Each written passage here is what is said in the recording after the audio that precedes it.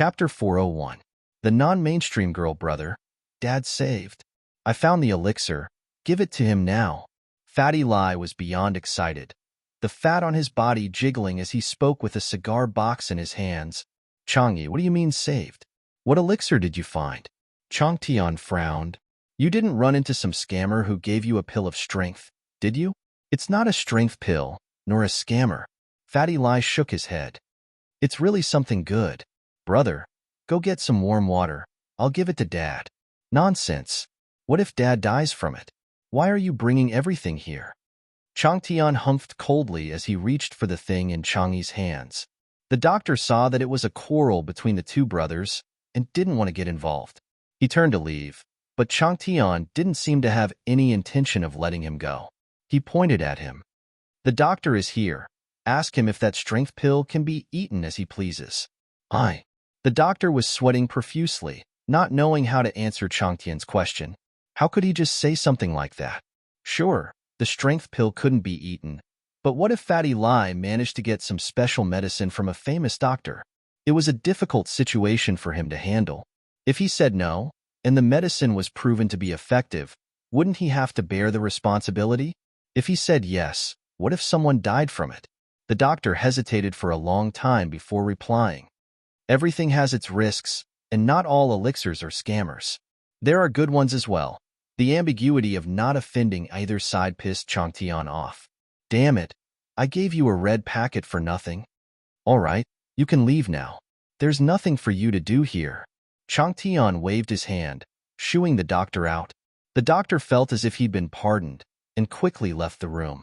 It was best if he didn't get involved in a battle between two brothers. What are you trying to do by making this pill? Do you want Dad to die immediately after eating it? Chang Tian's eyes widened, a cold smile on his face. Don't think I don't know what you're thinking. You just want Dad to die quickly so you can fight me for control of the industrial park, right? I'm telling you, that's impossible. I've put a lot of effort into the industrial park. I'm 5 years older than you, and I've been working in the industrial park since I was 20 years old. I won't give it up so easily. Let me tell you, don't even think about it. Even if Dad wakes up, he will only give you 30% of the shares. The real estate and trade are yours. You better not get involved in the industrial park.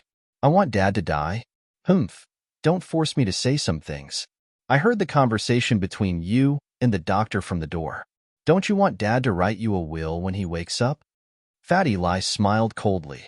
Since you've already shed all pretense of cordiality, don't blame me for being impolite.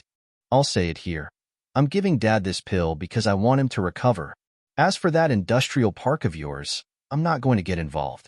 If Dad doesn't leave a will, I don't want it either. Just like you said, give me 30% of the shares, and I'll split up with the real estate and trading companies. Oh. Chang Tian paused, a trace of joy flashing through his eyes. All right, words alone are no proof. Let's write it down. Once I write it down and you sign it, you can give Dad whatever you want. I don't care anymore. It's a deal. Fatty Lai's eyes flashed with coldness. This brother of his was too heartless. He didn't care about his father's life or death at all. All he cared about was getting control of the industrial park. Chang Tian had a general outline of the contract in his mind, so it didn't take long for him to come up with one. For a veteran in the business world like him, it wasn't hard to come up with a strict contract in a short amount of time. At the same time, Fatty Lai wasn't stupid. He looked at the contract his brother had written for him, and there were no problems with it. He signed it right away. All right, do whatever you want. Chang Tian put away the contract in satisfaction, his face full of joy. Fatty Lai didn't care if his brother was cold-blooded or not. He quickly ran into the room and carefully put the pill into his father's mouth. He then melted it with some hot water and fed it to his father.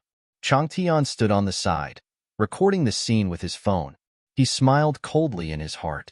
If something really did happen to his father, this video would be enough to prove that Fatty Lai was the murderer. Even if it wasn't intentional, it was still a mistake. Forget about fighting for the inheritance. He'd be lucky if he didn't end up in jail. One had to say, Chang Tian was a very sinister man. He wasn't completely at ease after signing the contract, afraid that Fatty Lai would go back on his word. Fatty Lai waited on the side for the results after giving Elder Lai the pill, but the old man didn't seem to have any reaction at all. Chang Tian watched Fatty Lai's every move with a cold smile on his face.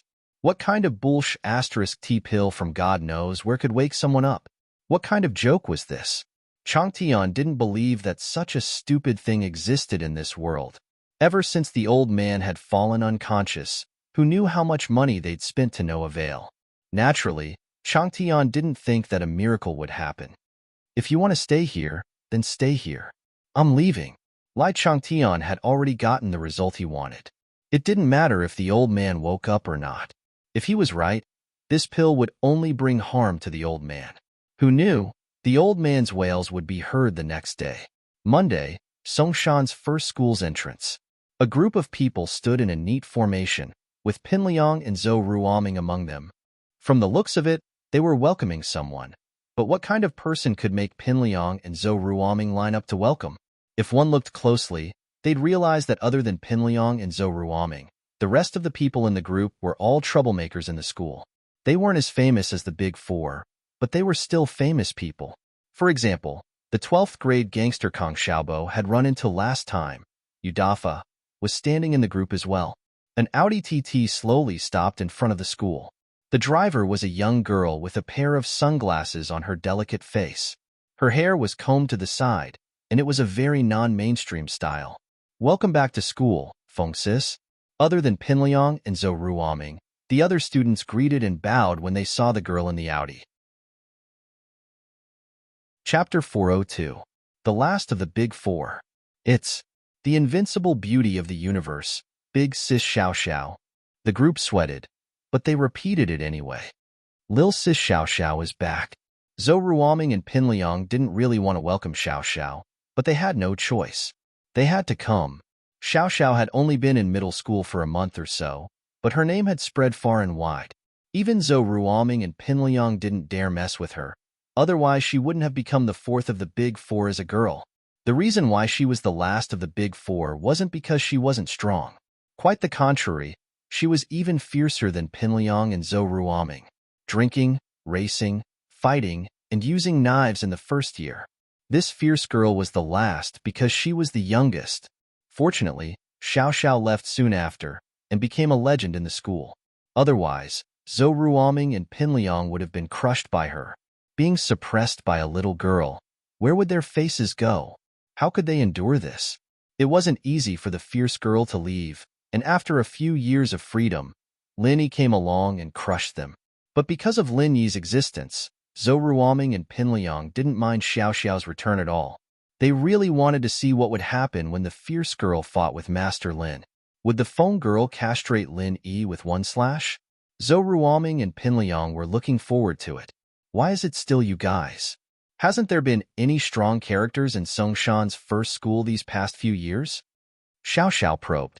There is, but he doesn't give a shit about us. I won't lie to you, Lil Sis Xiao Xiao. He took care of me in Liangzi, and Songshan's first school is his world now.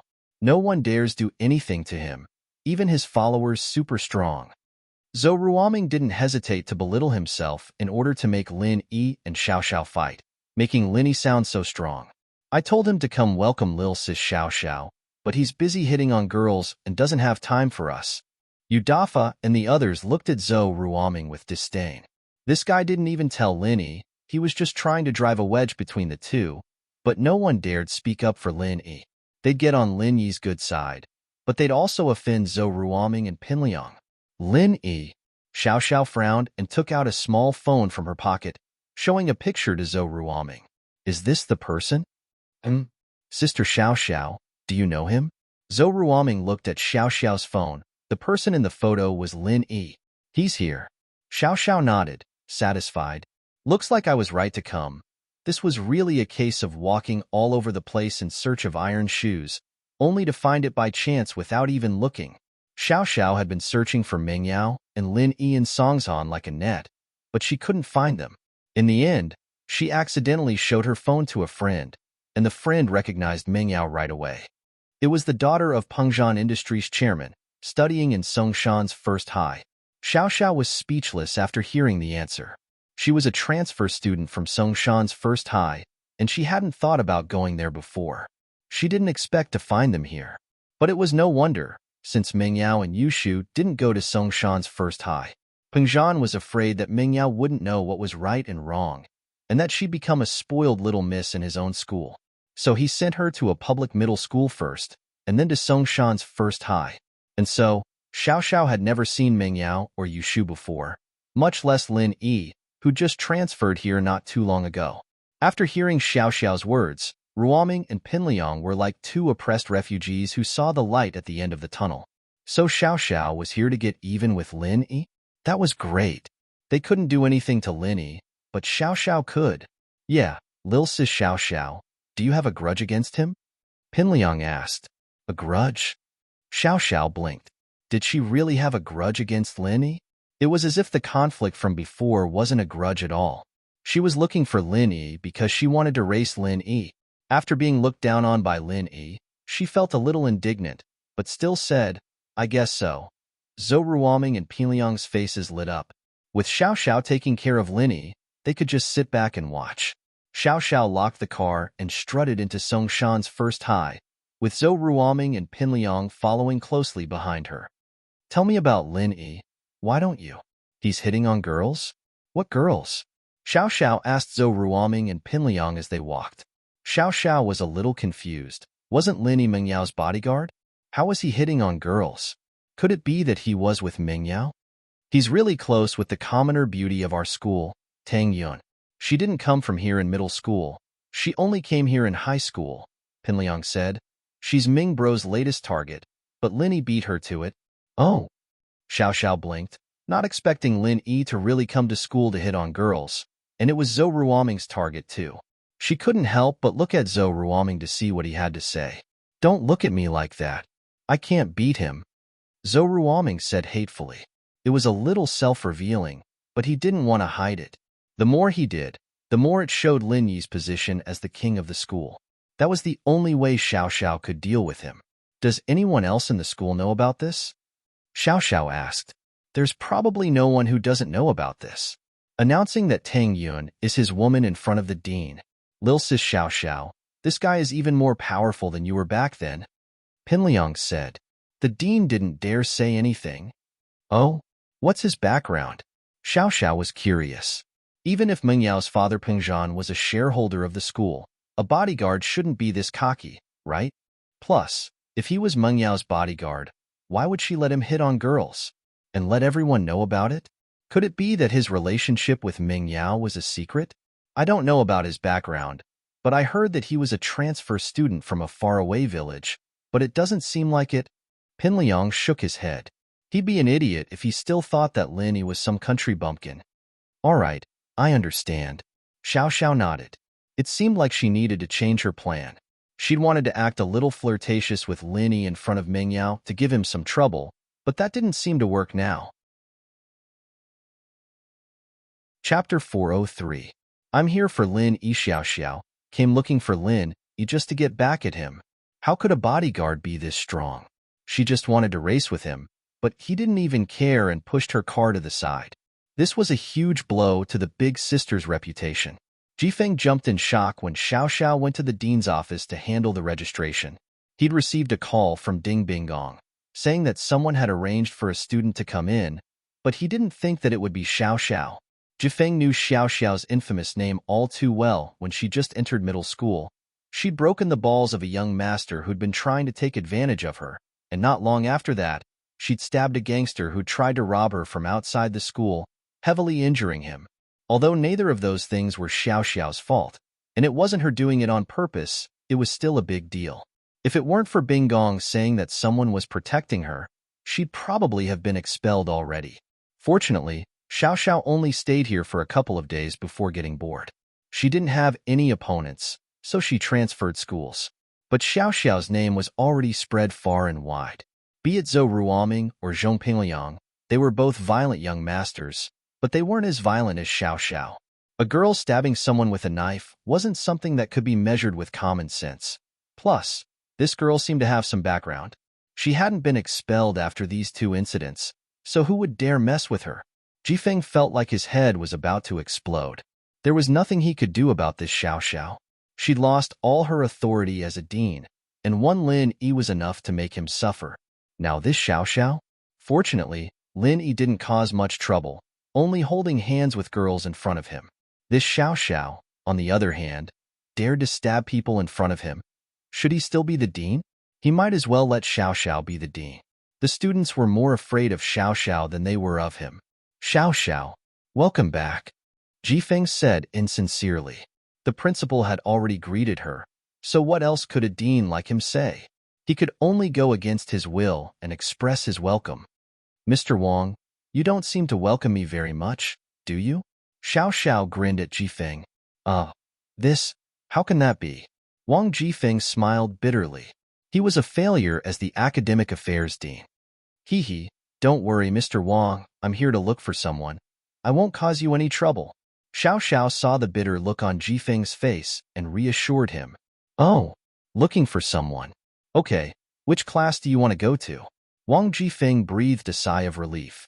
If it was just looking for someone, it would be easy. Class? I don't know either. Right. Do you know which class Lin Yi is in? Xiao Xiao asked suddenly. Lin Yi? Wang Jifeng was shocked. You're looking for him? Yeah. Is there a problem? Xiao Xiao nodded, grumbling like a woman. I'm looking for him, I finally found him. I'll teach him a lesson. It was no wonder that Xiao Xiao was so agitated, searching the whole of Songshan only to find that Lin Yi was in her old school. Plop! Jifeng almost fainted when he heard Lin Yi's name. You're looking for Lin Yi? Yeah, what's the problem? Xiao Xiao asked. Nothing. Jifeng waved his hand helplessly and sighed. He helped Xiao Xiao with the school registration, but he was wondering why Xiao Xiao was looking for Lin Yi. Judging from her expression, it was as if Lin Yi dumped her. Was she here to get back together with Lin Yi? But what about Tang Yun? Could it be the legendary love triangle? Jifeng felt a headache coming on. It seemed like he'd have to worry about this in the future. Lin Yi and Xiao Xiao were together. Sigh. It was up to the heavens. After the registration was done, Jifeng brought Xiao Xiao to the entrance of the 12th grade's class 5. He nodded to the homeroom teacher and personally sent Xiao Xiao into the classroom. Let me introduce a new classmate to everyone, Xiao Xiao. Everyone, please give her a round of applause. Other than Pinliang and Xiaofu, no one else knew about Xiao Xiao. It was too long ago, and most of the students in the class were only in high school. They didn't know much about Xiao Xiao, but the boys in the class were getting excited. One had to admit that Xiao Xiao's sweet appearance was quite deceiving. If they didn't know about her bad reputation, they'd think that she was a cute little girl. She had the potential to become a school beauty on par with Ming Yao, Yu Shu, and Tang Yun. That was the boys' first impression. Hello everyone. Please take care of me. Xiao Xiao smiled sweetly. Pinliang felt goosebumps all over his body. Coming from Xiao Xiao's mouth, it was very suspicious. Xiao Xiao was pretty, but he didn't have any feelings for her. Getting his balls broken wasn't something to be messed with. Xiao Xiao, you sit here. The teacher was trying to arrange a seat for Xiao Xiao. Xiao Xiao wasn't tall, so the teacher wanted to get her a seat closer to the front. The students who transferred here at this time were usually here to study and prepare for their final exams, and this Xiao Xiao was sent here by the dean himself. She had to have some sort of background. No need. I'll find my own seat. Xiao Xiao didn't wait for the teacher to finish and walked to the last row of the class. Lin Yi frowned. He'd felt that this Xiao Xiao looked familiar, and now that she was walking towards him, he remembered something. This girl. Wasn't she the Audi TT girl he met at the food street the other day? She wasn't dressed up as exaggeratedly today, much cuter than that day. But if he looked closely, he could still recognize her. Chapter 404. Chapter 404, Bullsh *. This instincts told him that Xiao Xiao wasn't here for anything good. The girl was sweet and cute, but Lin Yi didn't want to piss her off. He'd be in a lot of trouble if he did. You. Xiao Xiao was pissed off at Lin Yi's words. She was a super beautiful girl in the universe, wasn't she? Why was she being called an idiot by this guy? Kong Xiaobo, who was sitting in front of Lin Yi, had heard Xiao Xiao's words. He was envious of Lin Yi's luck with women, but Lin Yi's mocking words almost made him faint. This guy really didn't know how to take care of women. What about me? If you're here to study, then do whatever you want. but if you're here for something else, don't blame me for kicking you down the stairs. Lin Yi said faintly. I've already stepped on 2 of the big 4. I don't mind stepping on another one. It wasn't as if Lin Yi didn't see what happened at the school gates this morning. In fact, the leader of the 12th year, Udafa, had informed him about the return of the last of the big 4, but Lin Yi wasn't interested in going to greet the big 4. Whoever wanted to go kiss his ass could go. Lin Yi didn't want to go anyway. What Lin Yi didn't expect was that the last of the big 4 was a girl, and the one he'd met at the food street at that time. And so Lin Yi didn't care about her at all. You know? Xiao Xiao didn't expect Lin Yi to know her identity already. I took a look at you from the window. Lin Yi's phone vibrated, and Lin Yi frowned. Stop wasting time. I'll check my messages. Xiao Xiao was furious at Lin Yi's disregard. She'd never been looked down on like this before. She raised her heels and tried to step on Lin Yi's foot, but Lin Yi's eyes didn't even blink as he looked at the text. But before Xiao Xiao's foot could land on his foot, he retreated. Crack? A crisp cracking sound accompanied Xiao Xiao's startled gasp. Xiao Xiao's heel had completely broken from using too much force. Xiao Xiao's face was red with anger as she glared at Lin Yi. But Lin Yi acted like nothing had happened, still looking at his text as if he hadn't heard anything. Could it be a coincidence? Lin Yi didn't dodge on purpose? Xiao Xiao was confused. Wait. Xiao Xiao reacted abruptly. Even if this guy didn't see it, surely he didn't hear the sound of the heel breaking? Wasn't he curious at all? There was only one possibility: Lin Yi did it on purpose. He dodged on purpose before, and now he was pretending not to hear it. Xiao Xiao was so pissed that she wanted to snatch Lin Yi's phone away. But Lin Yi raised his hand slightly as if he was going to send a message, avoiding Xiao Xiao's hand. It was a text from Yushu. Yao Yao asked me to ask you, why are you messing around again? Did someone come looking for you? Lin Yi smiled bitterly. It seemed that Meng Yao and Yushu didn't recognize Xiao Xiao as the person they'd met at the food street that day. He replied, she's here to get even with me, but it's because I accompanied you guys to the food street. Food street? Meng Yao frowned as she looked at Yushu's phone. What food street? What does Lin Yi hitting on girls have to do with food street? Oh, I think I remember.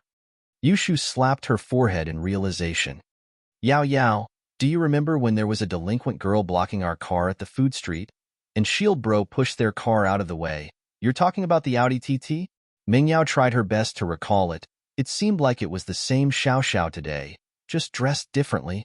Yeah, that's her. Yushu nodded. So it's Shield Bro, Yao Yao. What do we do? What else can we do? Just ignore her. Since it's not Lin Yi messing around, we don't need to care. Meng Yao said nonchalantly. Oh, right. We'll take care of Shield Bro when he's messing around. Yushu said in agreement.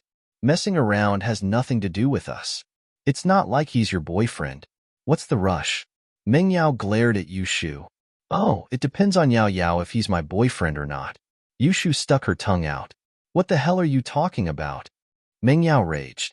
Open your mouth, ? Yushu blinked, but opened her mouth obediently. Ah! Meng Yao reached for Yushu's mouth. Ow! Ow! It hurts. Yao Yao, why did you pull my tongue out? It hurts. Let go. Yushu cried out in pain. Humph! I'll pull your tongue out so you don't talk nonsense all the time. Meng Yao, naturally, wouldn't actually pull her tongue out. She was just trying to scare her. I won't do it again. I won't talk nonsense anymore. It hurts, Yao Yao. You really did it. It hurts. Yushu covered her mouth, almost crying. Lin Yi put his phone back in his pocket before turning to Xiao Xiao. What are you doing? Are you ADHD? Hey, is Meng Yao jealous? Xiao Xiao might look violent on the outside, but she was actually a very sensitive person. She looked at Meng Yao after Lin Yi sent the text and saw that Meng Yao had lowered her head. She knew that Meng Yao was reading the text. No, she doesn't like me, Lin Yi said faintly. You don't need to think about all this dirty stuff. It's useless. Lin Yi looked at Xiao Xiao's eyes and guessed what she was thinking. Dirty stuff? Say whatever you want, but teach me how to drive, or I'll tell everyone about your relationship with Meng Yao. Xiao Xiao didn't care about Lin Yi's threat at all. She turned it around and threatened Lin Yi. Do what you want. What other people don't know can only affect Meng Yao. It doesn't matter to me at all. Lin Yi shrugged. I don't care if you're willing to make an enemy out of yourself, but don't think that Meng Yao's a pushover. She's got a Yushu with her, and she's even stronger than you are. You'd be dead before you know it. Xiao Xiao glared at Lin Yi hatefully. Her threat didn't work, so she could only give up. She'd never met Yushu in person before, but she'd heard of her name a long time ago. Her brother was the head of the Songshan Four, and he was way higher than her, a big four. Xiao Xiao didn't want to provoke someone like that unless she had a huge grudge against him. She wanted to scare Lin Yi into submission, but he didn't care. Chapter 405. Giving you advice. She's been wanting to kick me out for a long time. But did I? Lin Yi looked at Xiao Xiao like she was an idiot. Her dad's the one paying my salary, not her. Can you stop asking stupid questions like that in the future? Just tell me, are you going to teach me how to race or not? Xiao Xiao humphed. I don't know how to race. Lin Yi shook his head. I just got my license this month. Take a look if you don't believe me. With that, Lin Yi took out his license and put it in front of Xiao Xiao. Xiao Xiao was speechless. She looked at the date on the license. It really was this month. But she didn't believe what Lin Yi was saying. You didn't need a license to drive. All right, Lin Yi, we'll see. Xiao Xiao said hatefully. Huh. Lin Yi didn't take Xiao Xiao's words seriously at all. After the first class, Xiao Xiao called Pinliang out of the classroom. Lil sis Xiao Xiao, how's it going? Did you deal with that Lin Yi guy? Pinliang was actually even more anxious than Xiao Xiao. He'd wanted to ask Xiao Xiao if there was any progress, but he didn't dare to just go look for her if she didn't want to. Now that Xiao Xiao was looking for him, naturally, he had to ask. It's not that easy. This guy doesn't listen to reason or force. Xiao Xiao said hatefully. Do you know what his weakness is? I'm not too sure. Pinliang thought. If he knew what his weakness was, he wouldn't be waiting for her to take care of him. He'd take care of him myself. Then do you think there's anything we can use to blackmail Lin Yi? Xiao Xiao continued. Blackmail? Pinliang blinked, not understanding why Xiao Xiao was blackmailing Lin Yi and not teaching Lin Yi a lesson. Lil sis Xiao Xiao, why are you blackmailing him? To achieve a goal, of course. Why are you asking so many questions? Do you know or not? Xiao Xiao frowned impatiently, evidently not wanting to talk about this topic with Pinliang. If you're talking about blackmail, I can't think of anything right now. Maybe I'll go back and think about it, then talk to you? Pinliang hesitated for a long time, unable to come up with a reason. All right, go back then. Xiao Xiao was speechless. How come this Pinliang didn't know anything? Naturally, she didn't put her hopes on Pinliang coming up with a solution. It seemed like she couldn't count on him. Boss, what's wrong with her? Kong Xiaobo looked at Lin Yi with some doubt and asked in a low voice. Who knows? She's crazy.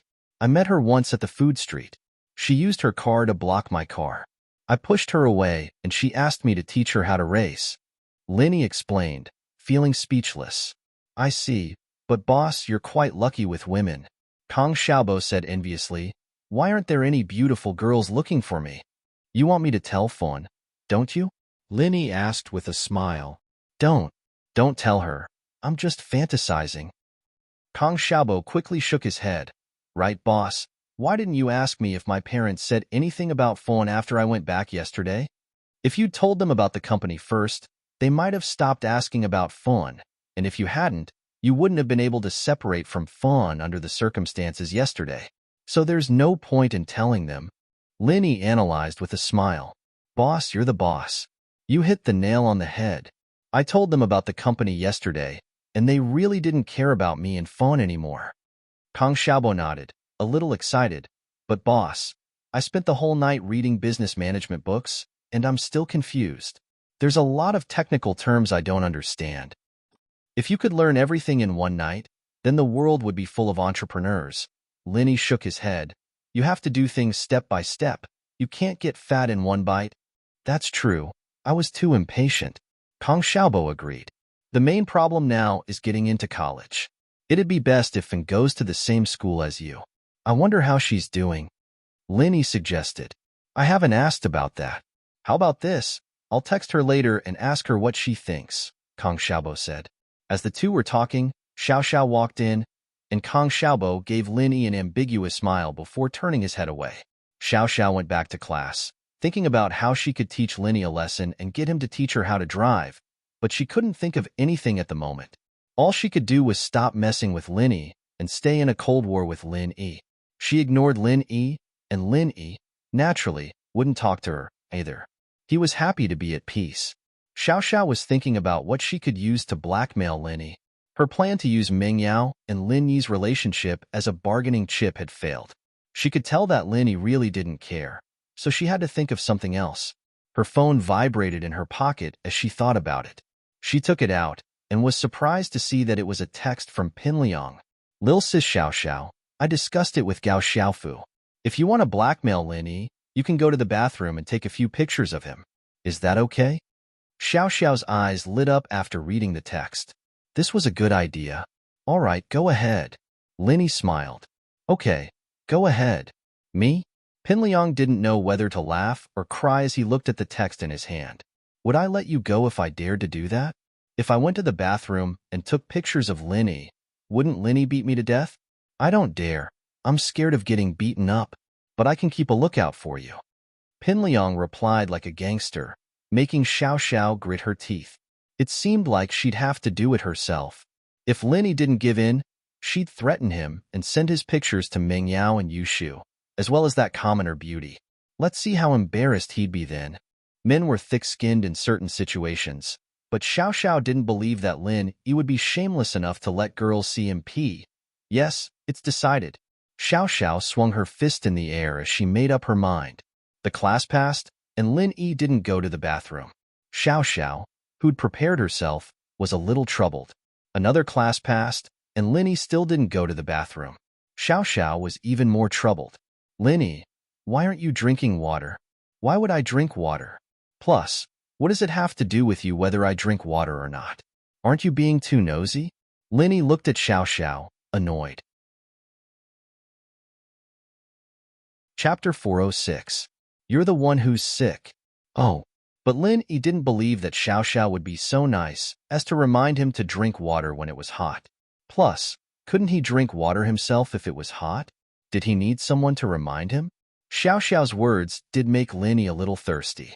He reached into his desk and pulled out an empty bottle. He'd finished the water he'd bought yesterday. Here. Xiao Xiao quickly handed her drink to Lin Yi, waiting for Lin Yi to take it. Question mark. Lin Yi was starting to think that there was something wrong with this Xiao Xiao. She had to be hiding something. Ugh. Xiao Xiao felt that she was being too friendly, and it was normal for Lin Yi to be suspicious. We're deskmates, after all. My teacher said that deskmates should help each other out. Lin Yi would be an idiot to believe her bullshit, but he was indeed thirsty. He took the bottle from Xiao Xiao and was about to open it when he realized that the cap was unscrewed. Lin Yi frowned. Xiao Xiao wouldn't have done something to the drink, would she? She wouldn't do something that tasteless, would she? Xiao Xiao blushed when she saw Lin Yi's hesitation. I had a sip this morning. Lin Yi was speechless. No wonder the cap was unscrewed. But it wasn't that easy to harm him. Ever since he started practicing the art of dragon mastery, Lin Yi's sense of smell and taste had gotten even sharper. He could even detect poisons in food and water.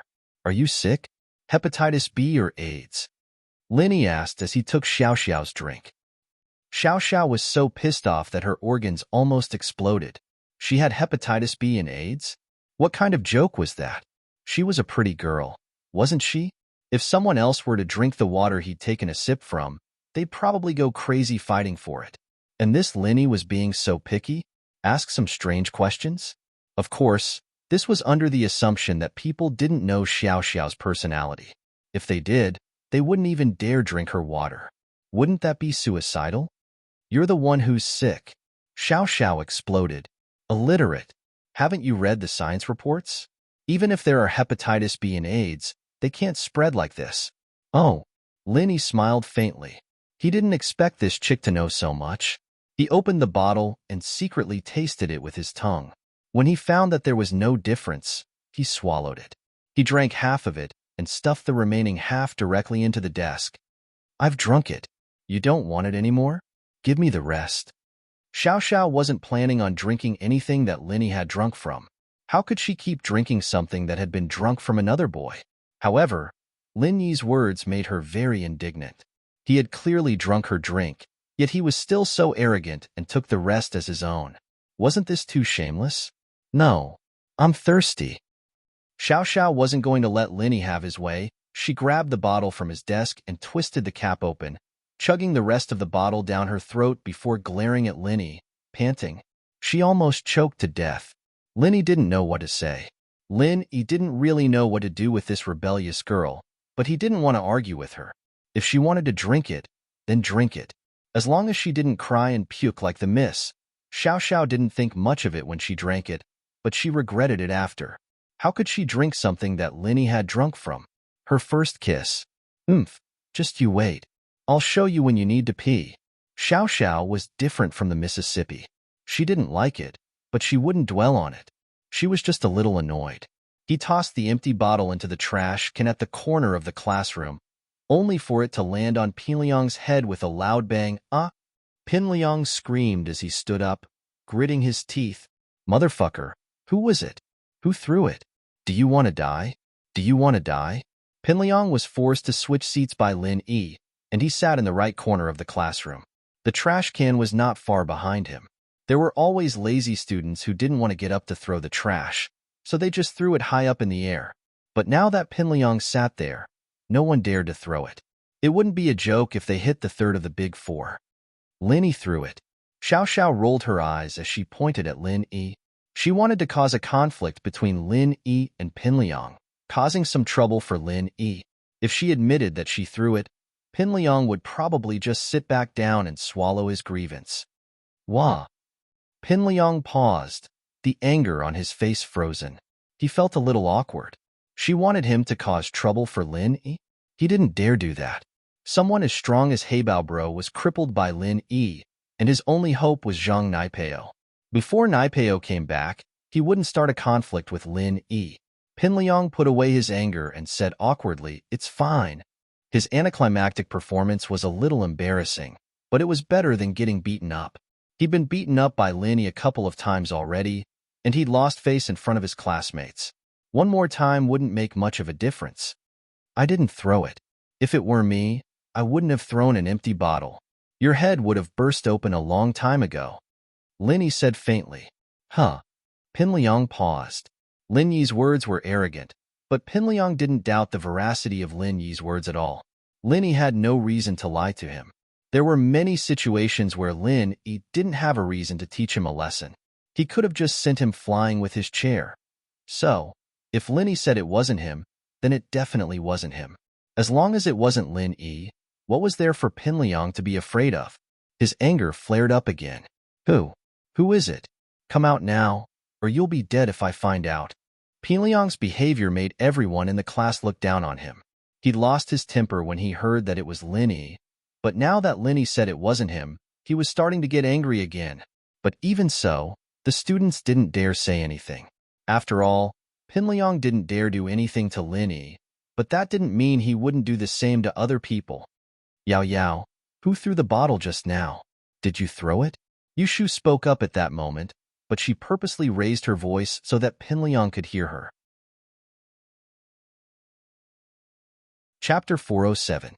Pissed off Pinliang felt a little awkward, his face covered in dirt. Yao Yao threw it? Then it's fine. The crowd looked at him in disdain. Meng Yao threw it, and it was fine? How could there be someone this shameless? She was just yelling about how she was going to beat him up. It wasn't me. I haven't finished my drink yet. Meng Yao frowned. Naturally, she knew that Yushu was messing with Pinliang, but she didn't want people to misunderstand her. She threw a bottle at Pinliang? She didn't even want to hit him. Who did he think he was? With that, Meng Yao took out her drink from her desk and shook it in front of Yushu. Will you die if you don't talk nonsense? I'll pull out your tongue again. Oh, I'll stop, but I won't fall for it again. I won't open my mouth. Yushu covered her mouth. Pinliang's eyes were blazing with fury. Yushu was clearly messing with him, but there was nothing he could do. He couldn't afford to piss off Yushu. Her brother Chen Yutian aside, Yushu was Meng Yao's best friend, and he didn't dare piss her off. Pinliang could only vent his anger on someone else. I'll count to 3. Who threw the bottle? Step out now, or I'll show you what I'm going to do. Pinliang was really getting agitated. He'd been suppressing his anger time and time again, and now it was all out. He was about to explode. All right, I threw it. Xiao Xiao wasn't expecting this reaction from Pinliang, but seeing Lin Yi looking at her with a smile on his face, she could only stand up and admit it. Even if she didn't, Lin Yi would expose her anyway. But she was wrong. Lin Yi didn't care about something like this, especially when it was Pinliang who got beaten up. Even if he died, it had nothing to do with him. Pinliang didn't think that it was Xiao Xiao who threw the bottle. His face twisted. Pinliang felt like he was going to die. He didn't dare piss off Lin Yi, nor did he dare piss off Meng Yao and Yushu, but Xiao Xiao right now was something he couldn't afford to piss off. Lil sis Xiao Xiao. It's fine now, huh? Pinliang held his breath as he sat back in his seat. He felt like a balloon, ready to explode at any moment. However, there was nothing he could do. He couldn't afford to offend them, so he could only hide. Pinliang didn't just embarrass himself a little. The students in the class wanted to laugh, but they didn't dare. Pinliang, on the other hand, knew that he'd embarrassed himself. He wouldn't have stood up if he'd known this was going to happen. He'd shouted 3 times, and it was all embarrassing. How unlucky. Damn it. Ever since Lin Yi transferred to this class, everything has been going wrong for me. Pinliang punched the wall angrily. He could only vent his anger on the wall. Brother Liang, bear with it. When Paozi returns from the mountain, it will be the time of Lin Yi's death. Xiaofu already knew where Naipeo was going, and so he was looking forward to seeing him return after completing his studies. Yeah, but now that he's here, I can't even get Meng Yao. My relationship with Meng Yao is getting worse and worse. Pinliang said angrily. Well, those tricks from before aren't working either. Xiaofu was a good strategist, after all. But Liang bro, you need to hurry up. You're graduating soon, and it'll be even harder when you go to university. If we're not in the same faculty, it'll be hard to even see each other. You're right, I need to hurry up. Pinliang nodded. Do you have any good ideas? None of my ideas are working, and I haven't come up with anything yet. Xiaofu shook his head. Forget it, I'll think of something else. Pinliang didn't know what to do. The last class ended, and before lunch break, Lin Yi finally stood up to leave the classroom. Xiao Xiao was overjoyed to see him, and quickly gestured to Pinliang as she called him. You go first, clear all the other boys in the washroom. I don't want to see people using the washroom when I go in. Pinliang took the order and rushed to the washroom with Xiaofu. They had to clear the washroom before Lin Yi came. Otherwise, Xiao Xiao wouldn't be happy if there were other people in the men's washroom. Clear the place. Clear the place. All of you. Get the hell out of here. Pinliang didn't dare say anything to Lin Yi, but to these students, he was very cocky. It didn't take long for everyone in the washroom to leave. But there was always an exception. A boy with a cigarette in his mouth walked out from a stall, glaring at Pinliang. I say, Liang, you're really something, aren't you? I was just smoking, and you came out? It was Zhou Ruoming. Others might be afraid of Pinliang, but he wasn't. He was pissed that Pinliang had disturbed him. Pinliang wouldn't dare start a fight with Zhou Ruoming normally, but today was different. He curled his lips after Zhou Ruoming was done. Mingbro, Xiao Xiao has something to do here later. Don't say I didn't warn you. But if you want to stay here and cause trouble, then stay. Xiao Xiao has something to do here? Ruoming paused, the cigarette in his mouth falling to the ground with a thud. He didn't even bother picking it up. Why didn't you say so earlier?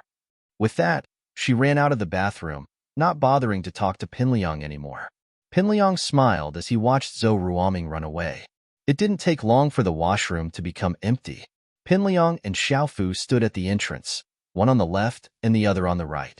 They were like 2 door gods, stopping anyone who wanted to use the washroom from entering. Lin Yi walked to the washroom door and saw Pinliang and Xiaofu standing there. He was confused. What are you two doing? It's nothing. We're waiting for someone here. Pinliang said quickly. Boss Lin, you need to use the washroom? Welcome. Come in. Lin Yi frowned. Was there something wrong with these two? But he still went into the washroom. There wasn't a single soul in the washroom, and Lin Yi subconsciously raised his guard. Pinliang and Xiaofu weren't good people, So why would they be waiting in front of the washroom? Was there something going on? Hey, what happened? Did he go in? Xiao Xiao and Linny walked to the washroom door, but Xiao Xiao was afraid that Linny would notice her. She didn't see Lin Yi walk in. Chapter 408. The toilet rained again. Xiao Xiao nodded, satisfied. Very well, I'll be going in then. You guys keep watch. Don't worry, Lil Sis Xiao Xiao. Pin Liang nodded. Xiao Xiao took out her phone and set it to camera mode before tiptoeing into the men's washroom. To be honest, she was quite nervous right now, since this was her first time in the men's washroom. Xiao Xiao had been a rebellious girl all these years, and she didn't even blink when she stabbed someone, but she couldn't help but blush at the thought of going to the men's washroom. Xiao Xiao closed her eyes and decided that she'd just walk over and take a bunch of pictures. She was using it to blackmail Linny anyways, so it didn't matter if the pictures were bad or not. Linny was going easy, but he kept his guard up. Linny's heart tightened when he heard the footsteps behind him, but there was no glass in front of him this time, so he couldn't see what was going on behind him. Lin Yi didn't even need to guess to know that it had something to do with Pinliang. Why else would he be standing at the door with Xiaofu? What Linny didn't understand was why Pinliang was so retarded. Using the same trick twice? Didn't he remember the lesson from the artificial rain? The jade had a very small warning, meaning that the person wasn't going to kill him, but there was still some hostility. Since it was an enemy, Linny didn't care anymore. He turned around just like last time. Since you've used the same trick twice, I'll let you do it again. Ah, Xiao Xiao was walking forward with her eyes closed, ready to take a picture of Linny when it started raining. She gasped subconsciously and opened her eyes to see what was going on. What she saw made her face turn pale. This wasn't rain. It was Lin Yi's piss. Ah! Xiao Xiao screamed again, covering her eyes subconsciously, but her hand was full of water. It was piss.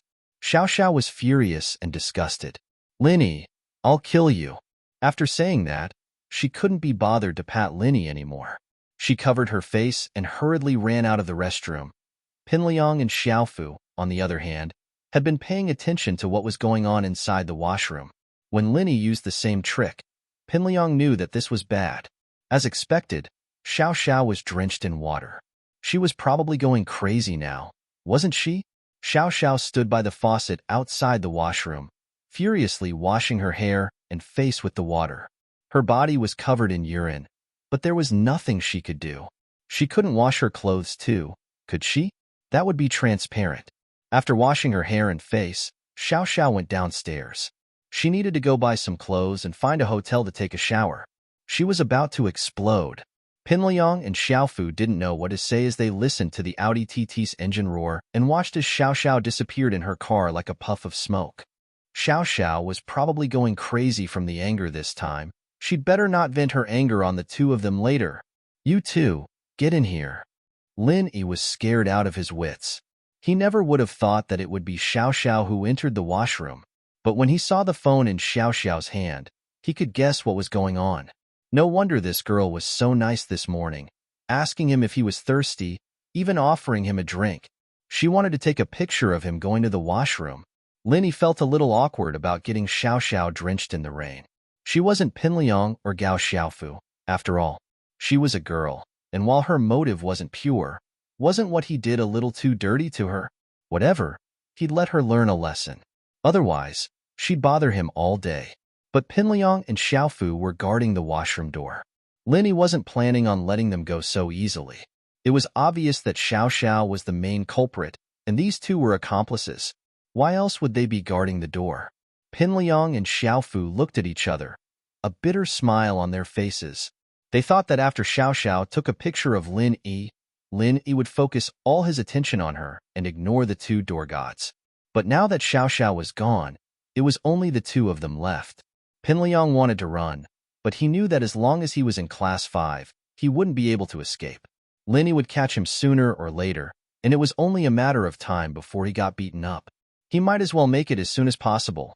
Pinliang and Xiaofu walked into the washroom with their heads down, a little scared. Boss Lin Yi, it's not our fault, it's Xiao Xiao. She forced us to do this. Is that so? Lin Yi asked faintly. Yes, it's her. Pinliang nodded quickly. Boss Linny, You don't know how strong Xiao Xiao used to be. She's the fourth of us big four, the last one. But that's because she's a girl. She's a lot fiercer than us. Pinliang wanted to divert Lin Yi's attention to Xiao Xiao so that he wouldn't pay attention to them. Oh, is that so? Lin Yi looked at Pinliang. He wanted to know what kind of person Xiao Xiao was, or he'd be annoyed by her every day. Yes, there was a boy who tried to hit on her, and she kicked him in the balls. Also, there was a gangster who tried to rob the school, and she stabbed him until he was crippled. Pinliang said. So, Boss Lin Yi, she's too fierce. We're not even on the same level. We can't not help her. I see. Lin Yi nodded. Then let's forget about it. Thank you, Boss Lin Yi. Thank you, Boss Lin Yi. Pinliang and Xiaofu were overjoyed that Lin Yi wasn't going to pursue the matter anymore. Don't celebrate too early. Let's not forget about this matter. There are other things. Lin Yi said faintly. Even if she forced you to do it, what do you think would happen to you two if I told her that the two of you had already been drenched in the rain once, but I didn't warn her and let her take the risk? What do you think would happen to the two of you? Wouldn't you get your balls kicked in? Wah! Pinliang was stunned, not expecting Lin Yi to threaten him. But he was really scared now. If Lin Yi really told Xiao Xiao about this, he'd die a horrible death. Xiao Xiao would probably drive him to the toilet with a knife and force him to eat shit as an apology. Chapter 409. Chapter 409. I'll go see you. Pinliang scolded himself silently. The reason why he didn't mention it was because it was simply too embarrassing. He, Naipeo, and Xiaofu hadn't been able to beat Lin Yi at all, and they'd been put in such a difficult position. How could he talk about something as embarrassing as that? But now he regretted it.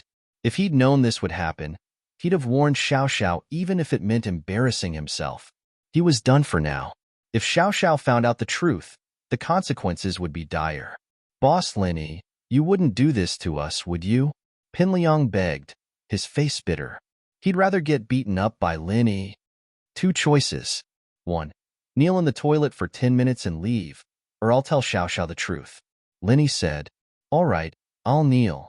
Pinliang felt disgusted by kneeling in a toilet full of urine, but compared to telling Xiao Xiao the truth, he'd rather kneel on the ground, or he'd die a horrible death. All right, I'm leaving. Lin Yi wasn't in the mood to deal with these two idiots. He just wanted to teach them a lesson, and whether they kneeled or not depended on themselves. Lin Yi said, You can try to fake it, but I might be everywhere. Don't worry, Boss Lin Yi. Pinliang shivered.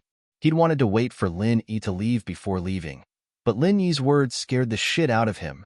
Come to think of it, Lin Yi really did seem to be everywhere. Every time he was feeling good, he'd be there to mess things up. Pinliang was speechless. Was Lin Yi sent by the heavens to purposely go against him? Can Xiaofu and I take turns kneeling? We'll have someone to keep a lookout. Whatever. 10 minutes per person. As long as it's enough. Lin Yi turned around and left. Kong Xiaobo took advantage of the lunch break to look for Xiao Fan. The knot in Xiao Fan's heart was untied, and she became much more cheerful. Kong Xiaobo's heart seemed to have been set, and his contact with Xiao Fan became more frequent. Lin Yi guessed that he was looking for Xiao Fan to discuss the future of university, so he didn't disturb him. Instead, he called Tang Yun, but he was surprised to know that Tang Yun wasn't at school either. She went to the hospital to take care of her father for lunch. During the day, Mrs. Tang resumed her business at the food street behind the school. The task of bringing lunch to Tang Juqing fell on Tang Yun's shoulders. Mrs. Tang prepared the food at home and brought it to school. She then set up a stall to do business, and Tang Yun brought the food to the hospital. Why didn't you say anything? I'll just send you there. Lin Yi frowned. Tang Yun took the bus to the hospital alone, and it would take up a lot of time. I was afraid that you would be busy, so I didn't want to disturb you. Tang Yun was happy to hear Lin Yi's words. I thought you sent Kong Xiaobo back to find Xiao Fan. Why would I send him back if he's looking for Xiao Fan? He's not my wife. Lin Yi was speechless. Idiot. Tang Yun understood the meaning behind Lin Yi's words. If she was his wife, why would he send her back? What did he mean by sending her to the hospital? Was she his wife?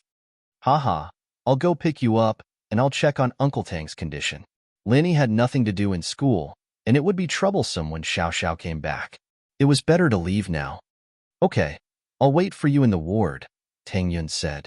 Tang Yun wanted to reject it at first. Lunchtime was tight, and she didn't want Linny to run around. But he said he wanted to check on her father, so she agreed. See you later. Linny hung up and went to the food street behind the school to get his car. Tang Yun put her phone away happily, but when she turned around, she saw her father smiling at her. Tang Yun felt a little embarrassed. Mr. and Mrs. Tang didn't object to Lin Yi's forceful intervention. Tang Juqing had to thank Lin Yi for the surgery. If it wasn't for Lin Yi, he would still be lying at home. Is it Lin Yi? Tang Juqing asked. Yeah. He said he wanted to see you. Tang Yun knew that Lin Yi had medical skills, but she thought he only knew a little.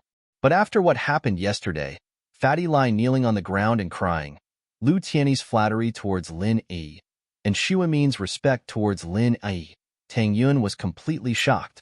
Even when she arrived at the hospital, she was still unable to calm her excitement for a long time. It seemed that she had underestimated Lin Yi. Lin Yi wasn't like what she had imagined, a rich young master who used his family's money to bully others. Lin Yi's arrogance was completely based on his own ability. If it wasn't for Lin Yi's ability, why would he be respected and recognized by so many people? Fatty Lai didn't know the details. Maybe he was hot-headed, but Lu Tiany and Xu Amin wouldn't be hot-headed as well, would they? It seemed that Lin Yi's medical skills weren't as simple as a little bit. It was extremely shocking. Tang Yun was proud of Lin Yi, but at the same time, her fragile heart was also a little hesitant. Lin Yi was so outstanding. Was she worthy of him? Would he not want her in the future? Her family didn't have money, and she couldn't help him much. The only thing she could say was that she was a little prettier. But there were so many beautiful girls out there. Why did Lin Yi choose her? Tang Yun didn't want to think about these things. They were still young, and there was still a long way to go before marriage. But seeing how outstanding Lin Yi was, Tang Yun couldn't help but think about these things. Lin Yi prepared to go to the food street behind the school to get his car. Nowadays, the food street vendors had reserved a parking space for Lin Yi every day. Who would dare to mess with this young master? Mrs. Tang's business was booming as well, and no one dared to be jealous of her anymore. Anyone who dared to be jealous would be looking for death. Everyone, including Zhang Biaoqiao, was very polite to Mrs. Tang. Mrs. Tang hadn't come to the stall for a few days, and no one dared to take her spot. When Mrs. Tang came, everyone greeted her warmly and asked why she hadn't come for a few days. Mrs. Tang was flattered, but at the same time, she felt more and more grateful to Lin Yi. Her family was finally doing well. She believed that things would only get better and better in the future. Her business was doing well, and her man had his surgery. She believed that he would be able to stand up soon. Even if he couldn't walk normally, it wouldn't be a problem if he limped a little. He would be able to help her with her work. Mrs. Tang's face was full of smiles as she thought about her bright future. She looked a few years younger, and the male vendors all looked at her in awe. Chapter 410. Welcome. Lin Yi saw that Mrs. Tang had opened her stall in the food street behind the school. He walked over to greet her with a smile. Auntie, business back? It's been a few days. Your Uncle Tang's fine now, so I'm going to open my stall. Mrs. Tang had wanted to talk to Lin Yi a bit, but Lin Yi took out his car keys. You going out? I'm going to the hospital to pick her up and see Uncle Tang. Lin Yi nodded. Then hurry up and go. Be careful on the way. Mrs. Tang was overjoyed to hear that Lin Yi was going to pick up her daughter. Nothing was happier than seeing how well Lin Yi treated her daughter. Right. Have you eaten yet? Not yet. We'll talk about it when we get there. Lin Yi didn't hide it. Just in time. I've got 2 chicken drumsticks here. Eat them first. Don't starve. Mrs. Tang said as she quickly put some seasoning on the drumsticks and handed them to Lin Yi. Lin Yi accepted the drumstick with a smile, nodded to Mrs. Tang, and got in the car to leave. Ling Shan rushed to Songshan's First People's Hospital the moment she received the report. The 6th, it was already the 6th. Ling Shan rubbed her temples, feeling the pressure. It hadn't even been a week, and there were already 6 cases of homeless, beggars, or disabled people getting their kidneys cut off and dumped near the hospital. This wasn't just a simple crime anymore. Ling Shan guessed that it might be the work of a criminal gang. How is it? Ling Shan got out of the police car and saw her subordinate, Lu Wangli, standing in a corner with the police tape. Captain Song, the victim's been sent to the emergency room, and I'm sending people to investigate the scene. This isn't the first crime scene.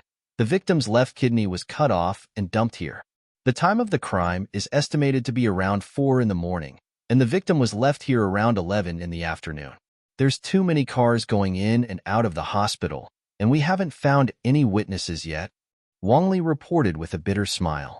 He knew that Ling Shan was under a lot of pressure. This was the 6th case, and it wasn't a joke. Although the higher-ups didn't specify the time to solve the case, it was only a matter of time. The victims were all beggars, homeless people, and handicapped people, but they were still important to Ling Shan. No matter who they were, Ling Shan had to work hard to solve this case. Bring the mastermind to justice. Ling Shan nodded weakly. How's Lu Buojia? Lu Buojia was the victim of the murder maniac from before. Although Lu Buojia didn't say anything, Ling Shan hadn't stopped investigating him. Finally, she found a rather suspicious clue. At around 6 o'clock on the night Lu Buojia's family was killed, someone called the police from the public phone booth in Lu Buojia's neighborhood. According to the operator who answered the call, there was a man who panicked and said that he had discovered an organ trafficking ring and that it was likely that they had already discovered him. He wanted to seek police protection. He didn't make any sense at the time, and he didn't give his contact number either. The operator could only ask the police to contact the public phone booth, but no one picked up. They sent people to the phone booth, but they didn't find anything out of the ordinary, so they could only retreat. The incident passed just like that, because no one paid much attention to it. However, Ling Shan only found this clue when she checked the call records that night. Organ trafficking ring? Could it be related to the 6 kidney cases? Only now did Ling Shan feel that Lu Buojia's family had something to do with the kidney case. Lu Buojia still hasn't woken up, and he's on a ventilator every day. The doctor said that once the ventilator is removed, he'll die. Lu Wangli sighed and shook his head with a bitter smile. What he meant was that there was no need to waste any energy. Ling Shan frowned, but there was nothing she could do. She knew Lu Buojia's situation, and she always hoped for a miracle to happen. Even if it was just for a moment, it'd be enough to give the police some clues. But the miracle didn't happen. Before Lu Buojia was attacked, he kept quiet every day, as if he was afraid of something. If he got tired of being interrogated, he'd tell Ling Shan that his family was already dead, that he was already miserable enough, and that he didn't want to die, so he asked Ling Shan to let him go. At that time, Lu Buojia was still in the hospital, so Ling Shan wasn't too worried. She thought that after Lu Buojia was discharged, she'd strengthen her psychological attack, and she'd be able to get some information out of him. But something unexpected happened. Beep. Linny pressed on the car horn twice, wondering why this song girl was blocking the entrance of the hospital. Was she even going to let him pass? When the other cars saw Ling Shan and Lu Wangli standing in front of the hospital in uniform, as well as the police investigating something, they all took a detour and entered the hospital from the back door. Only Lin Yi dared to press on the horn. What are you honking for? Don't you know how to enter from the back door? Ling Shan was a little annoyed. She was thinking about the case in her head when a car horn interrupted her. She couldn't help but frown. You think everyone's like you, getting into the police force through the back door? Lin Yi curled his lips, mocking her. Ling Shan only realized now that it was Linny who was pressing on the horn. Her face paled when she heard what he said. What did you say? Who's getting in through the back door? Who knows? Linny curled his lips, move aside. I still have things to do. I don't have time to waste with you. With that, Lin Yi started the car, wanting to enter the hospital. Wait. Ling Shan suddenly stood in front of Lin Yi's car, not letting him go. The more impatient Lin Yi was, the more Ling Shan didn't want him to get what he wanted. I have something to talk to you about. Lin Yi slammed on the brakes, stopping the car. He was a little speechless. I say, dumb girl, even if your crime-solving rate is low, you don't have to think about suicide, do you? Even if you want me to run you over, you should find a place with no one around, right? You're trying to scam me in front of all your underlings. I won't be able to explain myself even if I run you over. You. Ling Shan was furious, gritting her teeth as she glared at Lin Yi. If you call me dumb girl again, or that I got into the police force through the back door, I won't be polite to you anymore. So you've been very polite to me all this time? Lin Yi laughed. Then I'd really like to see what you'll be like. You're welcome to do so. Chapter 411. Did you think I'm a fortune teller? In actuality, the police had heard it, but they'd misunderstood, thinking that Linny was Ling Shan's rumored boyfriend. Who would dare talk to Ling Shan like that?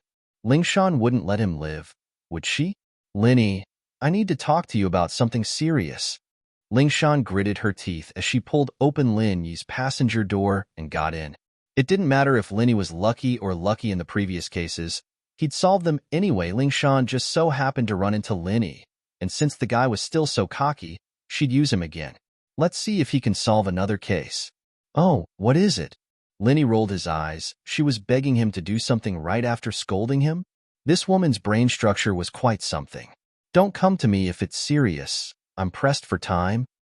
Ling Shan's eyes widened. What did she mean by don't come to him for serious business?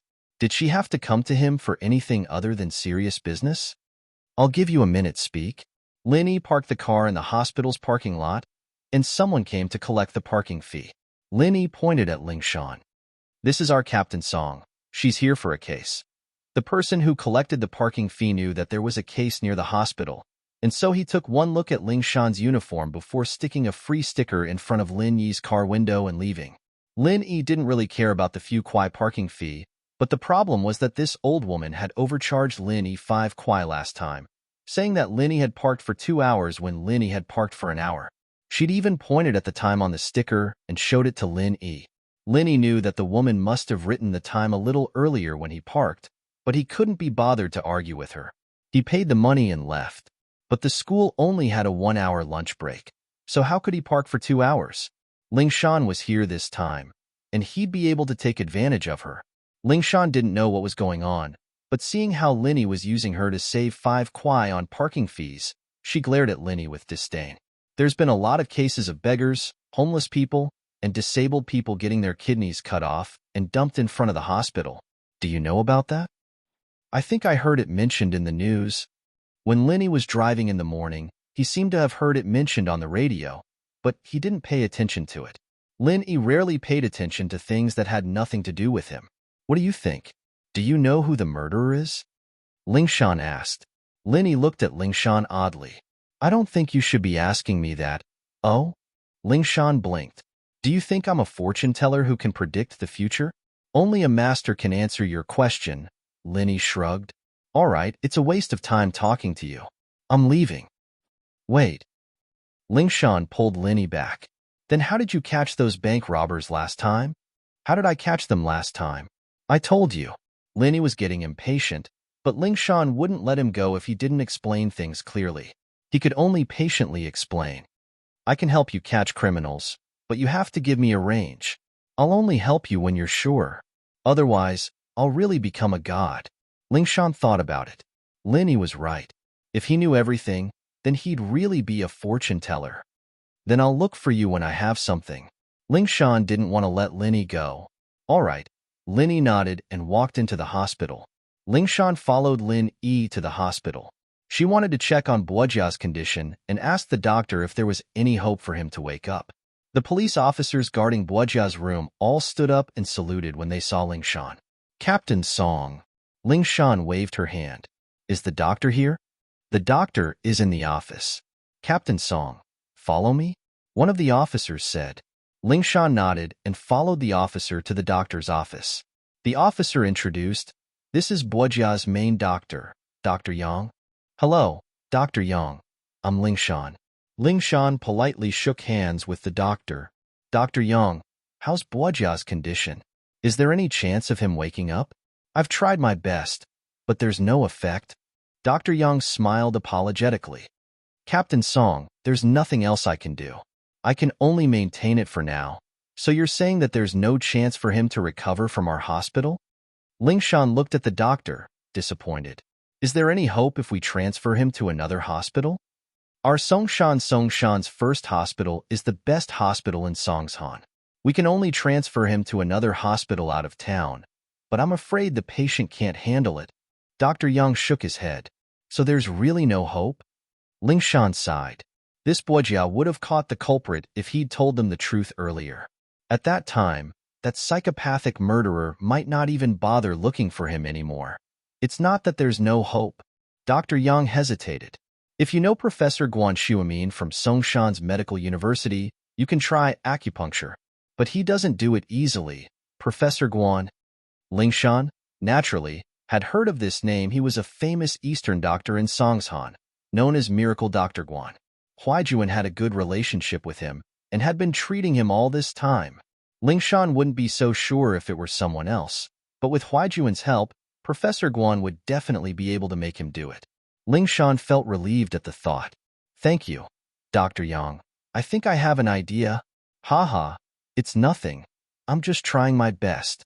Dr. Yang nodded with a smile.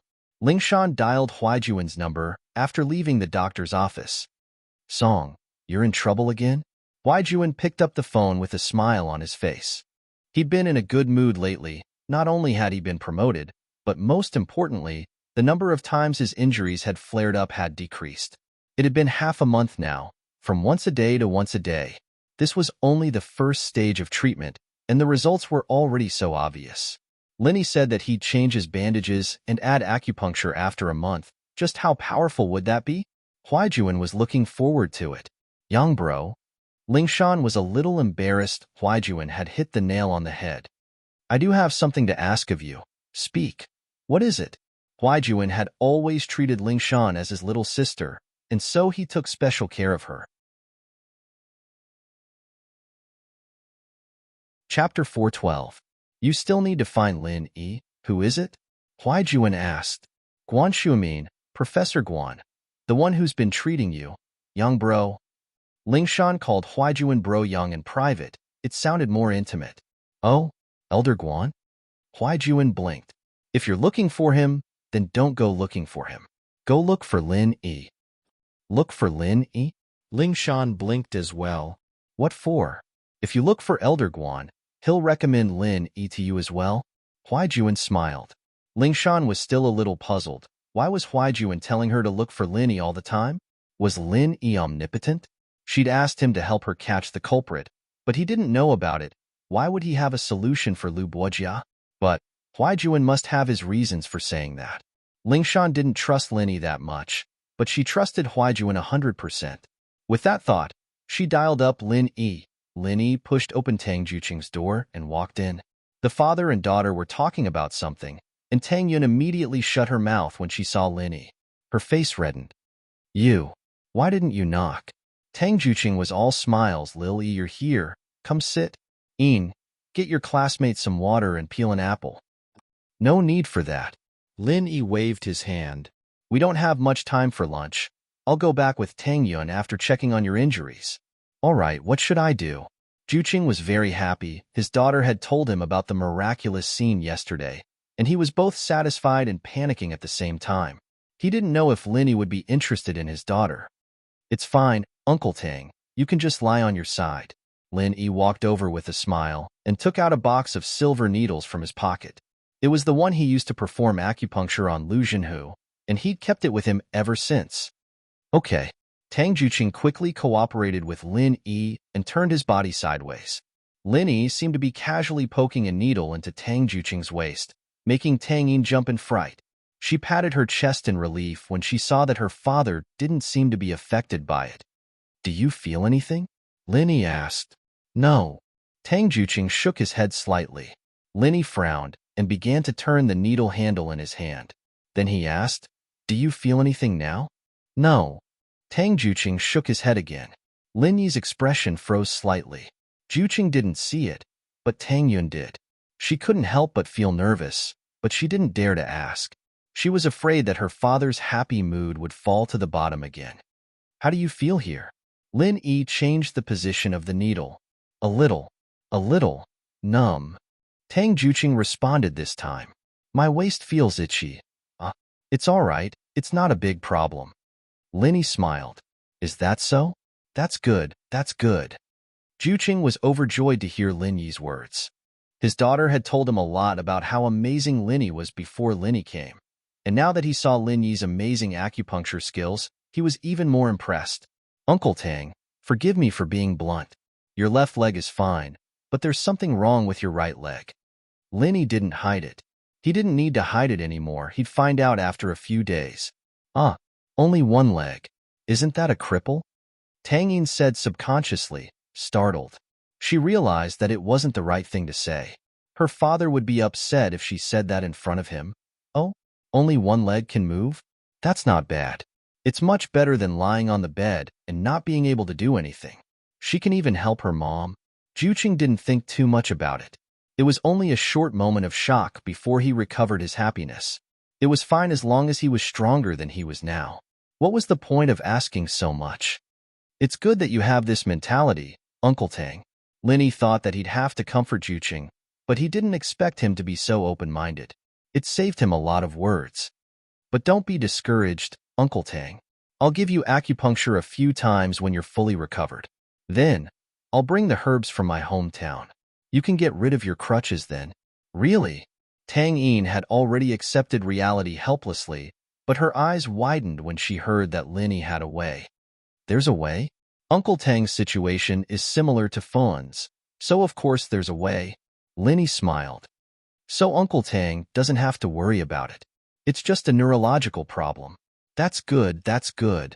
Juching was overjoyed when he heard this unexpected surprise. He thought that there was no hope, but Linny said that it could be cured. Thank you. Tang Yin pursed her lips. There were many words of gratitude in her heart, but when it came to her mouth, it became the simplest word. Heh, isn't it a piece of cake? Linny smiled. His phone rang. Linny made an apologetic gesture and took out his phone. He looked at the caller ID and didn't want to pick it up. It was Lingshan. What was this girl doing calling him again? Was there something else? Who's calling? Why aren't you picking it up? Tang Yin looked at Lin Yi curiously. Miss Braindead, Linny said and hung up. Miss Braindead? Tang Yin paused. She didn't know who Linny was talking about. It's Song Lingshan. You've met her before. I helped her rescue a hostage last time, Linny said. Oh, Officer Song. She must be looking for you for something important, right? Why aren't you picking up? Tang Yin remembered. What if you need her help in the future? Tang Yin had been struggling at the bottom of society for too long. To her, it was good to have a friend, especially a powerful police officer. It would be easier for her to help in the future. Trouble her? It's good enough that she doesn't trouble me. Lin Yi's phone rang again. It was Lingshan again. Linny had no choice but to pick it up. Hello? Miss Braindead, are you done? What else do you want? Linny and Tang Yin didn't stop even after a few sentences. Naturally, he was angry. Lingshan didn't know how to pick a time to call. Say. Lingshan wanted to say, who are you calling Miss Braindead? But she held it back. She needed help from Lin Yi, so she was prepared to be scolded. All right, Miss Braindead wants to talk to you. Chapter 413. Chapter 413. Changing tactics, huh? Speak. What's up? Linny was happy. He didn't really want to pick up the call, but what else could Linny say when Lingshan admitted that she was Miss Braindead? Lingshan was overjoyed upon hearing Lin Yi's words. This Lin Yi was amenable to coaxing, but not coercion. It seemed like she'd have to change her tactics a little when she asked for help, making it hard for him to reject. The person that the psycho stabbed that day, do you have a way to wake him up? Lingshan asked. Which one? The one in Guan Xian's room? Linny thought about it. The only psycho he knew was the one from that day. That's right. He's unconscious right now, and he's being kept alive by a ventilator. Do you have a way? Lingshan asked hopefully. Oh. Linny had actually checked on Bojia's condition that day. It was very serious. Can you do it or not? Lingshan pressed after seeing Lin Yi's silence. What's in it for you? Linny asked after some thought. Benefits. Lingshan was about to say nope, but remembered that Lin Yi wasn't part of the police force, and he had no obligation to help her all the time. I can apply for an honorary police officer position for you, and you'll get some salary every month, but not a lot. Not interested. Lin Yi rejected immediately. What kind of benefits was that? He'd probably be forced to work for Lingshan all day, just for that little bit of salary. Then what do you want? Lingshan asked. I'll write it down first. I can't think of anything right now. Linny didn't want any benefits right now, but he was just saying it out of convenience. Helping Miss Song was the same as helping Huaijuan, after all. It had to be Huaijuan's doing, after all, and he had to give Huaijuan some face even if he didn't help Ling Shan. Where's the patient? I'll go take a look. He's in the ICU on the 12th floor. You'll see him when you get up. We have people at the door. Ling Shan was still wondering what benefits Lin Yi would ask for, not expecting Lin Yi to agree so easily. Okay, wait for me. Lin Yi hung up and turned to Tang Yun. Are you coming with me? Go and do your work. I won't get involved. I'll accompany Dad down there. Tang Yin hesitated. Ling Shan was very pretty, and it gave her a sense of urgency, but from the looks of things, Lin Yi didn't like Ling Shan at all. He wouldn't be calling her an idiot otherwise. Moreover, Lin Yi wasn't there to play. He was busy with official business. Okay, I'll find you later. Let's go back to school together. Lin Yi nodded and walked out of the ward. Lin Yi took the elevator to the 12th floor. Sure enough, as soon as he stepped out of the elevator, he saw 2 police officers sitting at the door of a ward. Lin Yi quickly walked over. Mr. Lin Yi, right? Captain Song is waiting for you inside. The police officers at the door nodded to Lin Yi, indicating that he could go in. Lin Yi walked in and saw a large ventilator with a person lying under it. It was Lu Buojia from the other day. He was very thin and haggard. Ling Shan was standing beside the ventilator, not knowing what to do. She quickly asked when she saw Lin Yi come in. Lin Yi, do you have any ideas? Lin Yi didn't say anything. He walked over and checked on Buojia's condition. After a while, he slowly shook his head and said, It's very troublesome. Troublesome. But Lin Yi didn't say it was impossible. It meant that he had a way. Ling Shan's nervous heart relaxed. You have a way? Yes, but I don't think it's worth it. It's a waste of energy. Lin Yi shook his head. Ling Shan gritted her teeth. She didn't think that Lin Yi was putting on airs. Dr. Yang had already explained the situation. Even the hospital couldn't do anything. If Lin Yi had a way, it wouldn't be easy. Miss Braindead, I'm begging you. Okay? Ling Shan clenched her teeth as she spat out the words. She knew that Lin Yi could be persuaded by reason, but not cowed by force. Although the nickname Miss Braindead made her want to die and drag Lin Yi down with her, she had to endure it for the sake of Lin Yi's work. She swore to herself that if Lin Yi were to fall into her hands one day, she wouldn't let him get away scot-free. I'll try. Lin Yi didn't know what to say. He couldn't reject Ling Shan's request. But my medical skills aren't good enough. I can only wake him up, but I can't guarantee how long he'll live. There are too many problems in his body. So you're saying that you still have a chance to heal him and not just wake him up? Ling Shan understood what Lin Yi meant. I can't. But my old man is close. Lin Yi said, but my old man won't come. If you want him to die, I'll wake him up now. If you want him to live, don't touch him for now. Let him lie down first. Ling Shan was in a difficult position. She wanted to find clues as soon as possible, but if Lin Yi had a chance to heal Buojia, she would rather not have this clue. She didn't have a way before. Getting Buojia to say a few words was already good enough. But now that Lin Yi had a way, she couldn't sacrifice an innocent person for nothing. Call me when you're done. I'm going back. Lin Yi knew what Ling Shan was thinking. He smiled. Lunch break time is limited. Don't think about it. Wait until you have a way to heal him. Ling Shan shook her head. Oh? Lin Yi was surprised. He didn't expect Ling Shan to be this decisive. He had underestimated her. Her sense of justice and responsibility was quite strong. All right, I'll try my best. I'll give you an answer as soon as possible. This time, it was Ling Shan's turn to be surprised. She didn't expect Lin Yi to say something like that. Every time she looked for Lin Yi, he'd always give her all sorts of excuses. But this time, he said that he'd try his best, and as soon as possible. Ling Shan couldn't get used to this. Wasn't this a little too fast? Could it be that her soft attitude brought about the effect? It had to be. As expected, he was amenable to coaxing but not coercion. Then Miss Braindead will wait for your call. Ling Shan felt that it was very awkward to say it out, but fortunately, her men were outside. No one could see them. She could just treat it as a whisper to Lin Yi. As long as the kid was willing to help, it didn't matter if she was a little brain-dead. Who asked him to be stronger than her? Lin Yi acted as if he didn't know Ling Shan at all. She'd called him Miss Braindead 3 times already and was willing to call herself Miss Braindead for help? Chapter 414. A strange analysis report. Ling Shan finally exploded as she watched Linny leave. She clenched her teeth and swung her fist at the wall. Linny, I'll punch you to death. You bastard. How dare you give me a nickname? Miss Braindead. Miss Braindead. You're Miss Braindead. Pung. Pung. Pung. Pung. Ling Shan threw 5 punches in one go, only stopping when her hands started hurting. She stormed out of the room, her 2 lackeys sitting up straight. They'd heard the commotion in the room, too, and knew that Ling Shan was pissed. They didn't want to mess with her right now. Fatty Lai couldn't believe his eyes. His old man was awake. Not only was he awake, he could talk and eat. Dad, are you all right? Are you all right?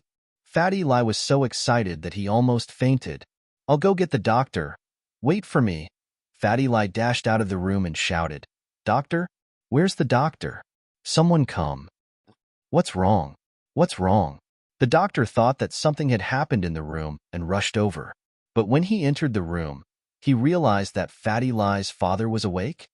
Doctor, please check on my dad. Is he all right? What Fatty Lai wanted to do the most right now was run to Lin Yi's side and kowtow a couple of times. What a benefactor. The doctor frantically called for a nurse to do a checkup on the old man, but the report surprised him even more. All the indicators were clearly much better than before, and while the uremia wasn't completely cured, it was getting better. How is this possible? How is this possible? The doctor stared at the report in his hands, dumbfounded. He just told Chang Tian yesterday that there was nothing he could do, so why was Elder Lai awake today? This didn't make any sense. Right. The doctor suddenly remembered something. This Lai Changyi had gotten some pill of life extension and toxin cleansing from God knows where, and wanted to give it to Elder Lai. Could it be that the pill was working? Other than that, he couldn't think of any other possibilities. At that thought, the doctor hurriedly asked, Mr. Lai, did you give your father that pill of life extension and toxin cleansing? I've taken it. How was it? It's effective, right? Heh, I told you it would work. Fatty Lai was grinning from ear to ear as he looked at the report. Not even half of the pill of life extension and toxin cleansing had such miraculous effects. If he could get his hands on a whole pill, wouldn't his father's illness be under control immediately? Fatty Lai, on the other hand, didn't expect his father to fully recover. As long as the disease was under control, it would be fine. The old man was getting on in years, and it was his only wish to live as long as he could. It's really effective. The doctor wiped the sweat on his forehead. I've never seen such a miraculous effect. Mr. Lai, forgive me for being blunt, but you should bring the old man to that expert. I can't do anything about it. The doctor had received a lot of red packets from the Lai brothers, so he told the truth and pointed out the right path for Fatty Lai. Sigh. Fatty Lai's face turned sour at the doctor's words. Would the expert even care about me? The doctor shook his head, thinking that it was true. If the expert really was the expert, he wouldn't care about a crybaby like Fatty Lai, crying all the time. He was an adult. Shouldn't he be ashamed? Then let him rest in the hospital for now. I'll try my best. The doctor said, Oh, right. You have to keep this a secret. Don't tell anyone. Fatty Lai suddenly thought of something and reminded her. Don't worry, I won't tell anyone. The doctor nodded. Am I an idiot? Not only will I offend you, but it won't do me any good either. If I keep quiet, the outside world will think that I cured old Lai, and my reputation will increase. Lai Changtian's face was very ugly as he rushed to the hospital. His father was really awake, and he seemed to be in good spirits. He didn't think that his brother would be able to wake the old man up by a fluke. But this meant that the agreement Lai Changyi had written was no longer effect. The old man was still alive, and Lai Changyi had no right to decide the ownership of the electronics park. Chang Tian could only give his best wishes and congratulations to the old man, but in his heart, he was thinking of ways to trick the old man into making the agreement he signed with Lai Changyi a reality. Donghai, House Kang's villa. Dr. Kong looked at the analysis report in his hands with a strange expression on his face. If it weren't for the fact that this report was personally verified by Kong Ming himself, Dr. Kong would have thought that he was being played. Dog poop? The main ingredient of the pill of life extension and toxin cleansing is dog poop? Are you sure you're not mistaken? Dr. Kong stared at the report, his face full of disbelief. No. Xiaolong shook his head. Grandpa, I've had people analyze it many times, and the conclusion is that it's most similar to dog poop. Dog poop? Could it be that dog poop has something to do with life extension and toxin cleansing? Dr. Kong couldn't understand how dog poop could have such an effect. But Grandpa, I really do feel great. After Kong Xiaoming got what he wanted, he didn't pretend to be sick anymore. The next day, he appeared in the living room of House Kong, full of energy and vigor. Grandpa, I feel much better. I won't lie to you guys, I used to have a weak kidney, but now, hee. Kong Ming didn't continue, but everyone understood what he meant.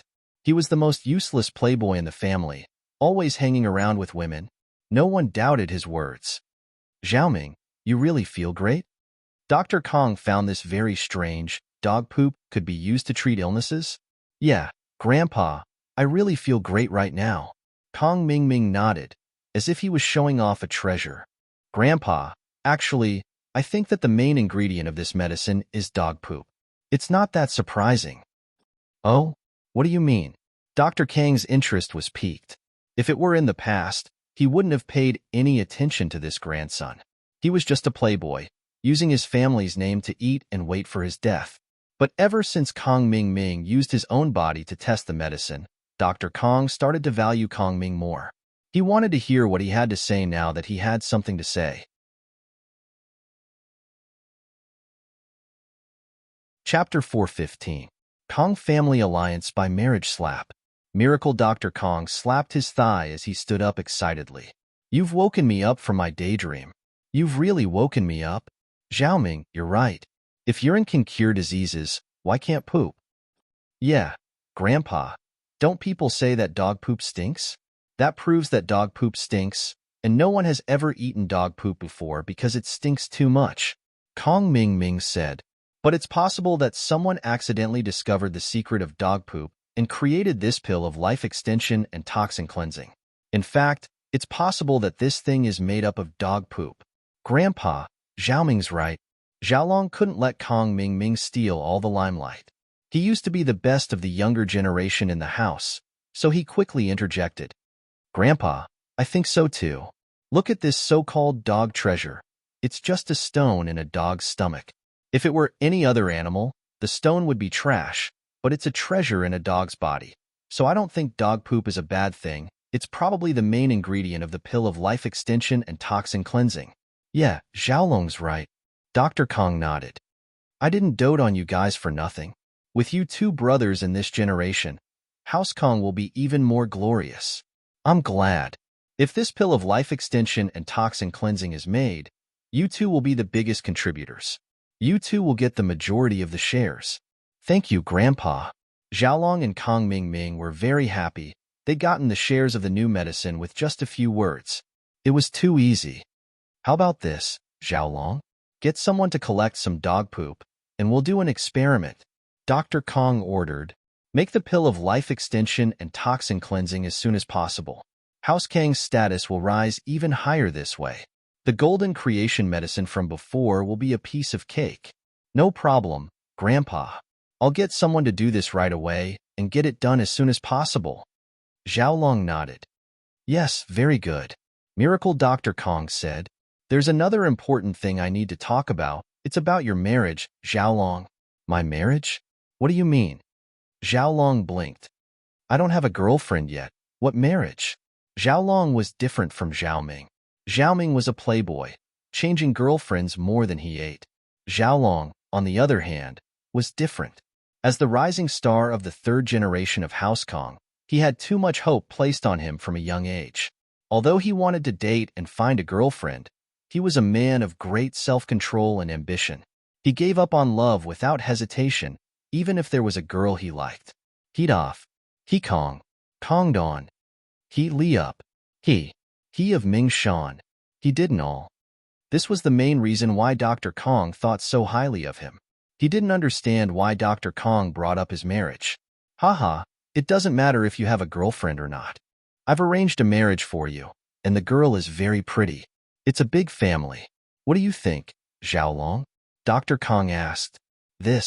Isn't this a little too fast? Grandpa, I haven't finished my doctorate yet. Xiaolong was startled. It was too sudden. It's not fast. You're already a doctorate. Many people bring their kids with them. I even had a second uncle when I was your age. Dr. Kong waved his hand.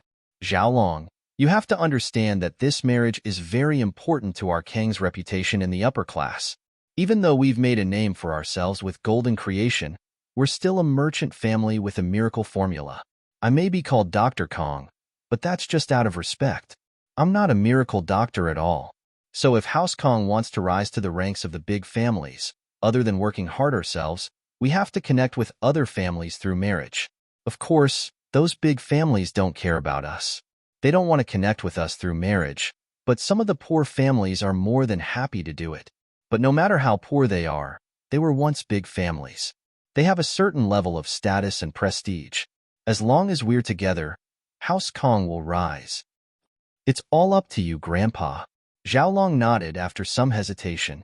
If that was the case, then his marriage with the other side would be the key to House Kang's success. He'd become a hero, and his position in House Kong would rise as well. This was a good thing for him. Xiaolong only hesitated for a moment before agreeing. Grandpa, which family? Yinjing's Xiao family, Dr. Kong said. The Xiao family's elder Xiao was a little muddle-headed in his later years. He signed a couple of fraudulent contracts, pretty much giving away most of the Xiao family's assets. The Xiao family's brothers were in a mess, and in order to protect the Xiao family's position, the only option was to connect through marriage. There was one more thing Dr. Kong didn't say. It was that House Kong wanted to rise to the ranks of the big families, and the two families would be a perfect match. All right, I have no objections. Xiaolong nodded. All right, since you've agreed, I've brought the picture of the girl. Have a look. If it's okay, I'll send the betrothal gift. Dr. Kong said, we'll find a date to hold the engagement ceremony and confirm it. Our family's reputation will rise as well. Even though the Xiao family doesn't have much money now, they still have their connections in the business world. House Kang's medical group can use their connections to expand on a large scale. All right, Grandpa, I'll arrange it. Xiaolong nodded. It didn't matter if the girl was pretty or not. The important thing was that Xiaolong's position in House Kong would be confirmed through this marriage. If she wasn't pretty, then he'd accept it. If she was pretty, then he'd just take it. This is the girl's picture. If you like it, you can go talk to her yourself. You young people should be able to get along well, Dr. Kong said as he passed a picture to Xiaolong. Even though she's not from the same family, the girl's father isn't someone to be underestimated. He runs a medical chain company in Songshan, and he'll be our helper. Xiaolong was overjoyed. He didn't think that the girl's family would be so good. His position in House Kong would be even greater. Xiaolong took the picture and glanced at it casually, but his eyes couldn't move away. Chapter 416. About Linny, bro, I'll give you some advice. Kong Ming went over curiously, wanting to see what his future sister-in-law looked like. One look and he realized that his bro had really hit the jackpot. Why wasn't he the one getting married? How unlucky. Bro, you've hit the jackpot. I've seen countless girls in my life, and this is one of the best. Out of all the girls I know, only that bitch Tang Yun can compare to her. The worst part is that Kong Xiaobo got her before I even got her. Everyone in the family knew what kind of person Kong Ming was, so they just laughed it off. Xiaolong, on the other hand, was really happy. Even his playboy brother said it was good. It had to be a goddess. Don't worry, we'll find you a good one in the future, Xiaolong said to Kong Ming. But you're better than me. I'll only have one in my life. How many do you have already? Haha, of course. Kong Ming didn't feel ashamed at all. Instead, he felt proud. But Kong Ming's actions were nothing compared to his contributions to the family. Dr. Kong and the others didn't think that Kong Ming was sick in the head. It'd be a waste if one wasn't a playboy. Xiaolong was a good student, and Kong Ming was a playboy. They weren't lonely in the family. Xiao rushed into a clothing store with her hair dripping wet under everyone's weird gazes. She bought a new set from the inside out before driving to the nearest hotel, taking a hot shower and changing into a new set of clothes before heading back to school angrily. She didn't want to let Linny go, but she didn't know Linny's trump card. Linny looked like he was a good fighter, and his reflexes were super fast, too. She'd been discovered the moment she snuck into the washroom. No wonder Pinliang and Zhou Ruoming weren't his match. This was evident from the fact that he was Meng Yao's bodyguard. Peng Zhan wouldn't have hired him if he wasn't strong enough. It seemed that he had to thoroughly understand Linny before he made his next move. Otherwise, it was very likely that he would suffer a great loss again. With that thought, Xiao Xiao decided to ask Pinliang and Zhou Ruoming about Linny. When Xiao Xiao got back to school, Pinliang and Xiaofu had just finished changing as well. They'd been kneeling in the toilet for a long time, and their pants were quite dirty. Lil sis Xiao Xiao. Pinliang didn't want to, but he couldn't pretend that he didn't see her at the school gates. Otherwise, things would get worse. You two, get over here. Xiao Xiao pointed at Pinliang and said coldly. Pinliang and Xiaofu's hearts skipped a beat. Could it be that Lin Yi didn't keep his promise and told Xiao Xiao about what happened? The two were scared out of their wits. They carefully walked up to Xiao Xiao and smiled. Lil sis Xiao Xiao, what's wrong? It's not our fault. We didn't know that Linny would turn around all of a sudden. That's not what I wanted to talk to you about. Xiao Xiao frowned, a little unhappy. She didn't even mention it. Why did you bring it up? What was the meaning of this? Were you trying to humiliate her? Then Lil sis Xiao Xiao is looking for us. Pinliang let out a breath of relief after hearing Xiao Xiao's words, but he was also a little fearful. It seemed like he'd been an idiot. How could he just bring up something as embarrassing as Xiao Xiao's? Of course she wouldn't be happy about it. Get Zhou Ruoming here, too. I have something to talk to you guys about. Xiao Xiao ordered. Okay. I'll go get him now. Xiaofu volunteered. He was Pinliang's henchman. How could he let Pinliang run errands for him? Zhou Ruoming was actually quite easy to find. He played basketball almost every day, and Xiaofu could spot him easily. Mingbro, over here. Xiaofu called out to Zhou Ruoming. What's up? Zhou Ruoming was about to go in for a layup when Xiaofu called out to him. He jumped up in fright and let go of the basketball, displeased. Can't you wait until I'm done? Lil sis Xiao Xiao's looking for you, Xiaofu said. Fuck, why didn't you say so earlier? Zhou Ruoming jogged over, a shocked expression on his face. You two idiots. You pissed off Lil sis Xiao Xiao this morning, and now you're dragging me down with you? You're so mean. Zhou Ruoming knew a thing or two about what happened to Xiao Xiao this morning. Pinliang didn't go into detail, but it was obvious that Xiao Xiao was taken advantage of, and so Zhou Ruoming was quite afraid to go see her. It's fine. Lil sis Xiao Xiao didn't mention that, so don't bring it up. I think she's just asking us about Lin Yi. You'll know when you get here, Xiaofu said. Let's go. Don't let Lil sis Xiao Xiao wait too long. All right, I'll go now. Zhou Ruoming nodded and left the school gates with Xiaofu.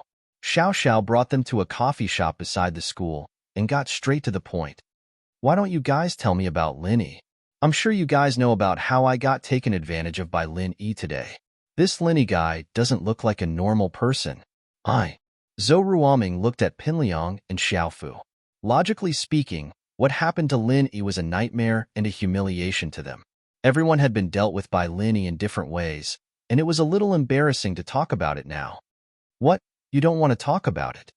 Xiao Xiao frowned. And no. Pinliang and Xiao Xiao were in the same class, and they'd seen each other all the time. He didn't want to piss her off. I'll talk first.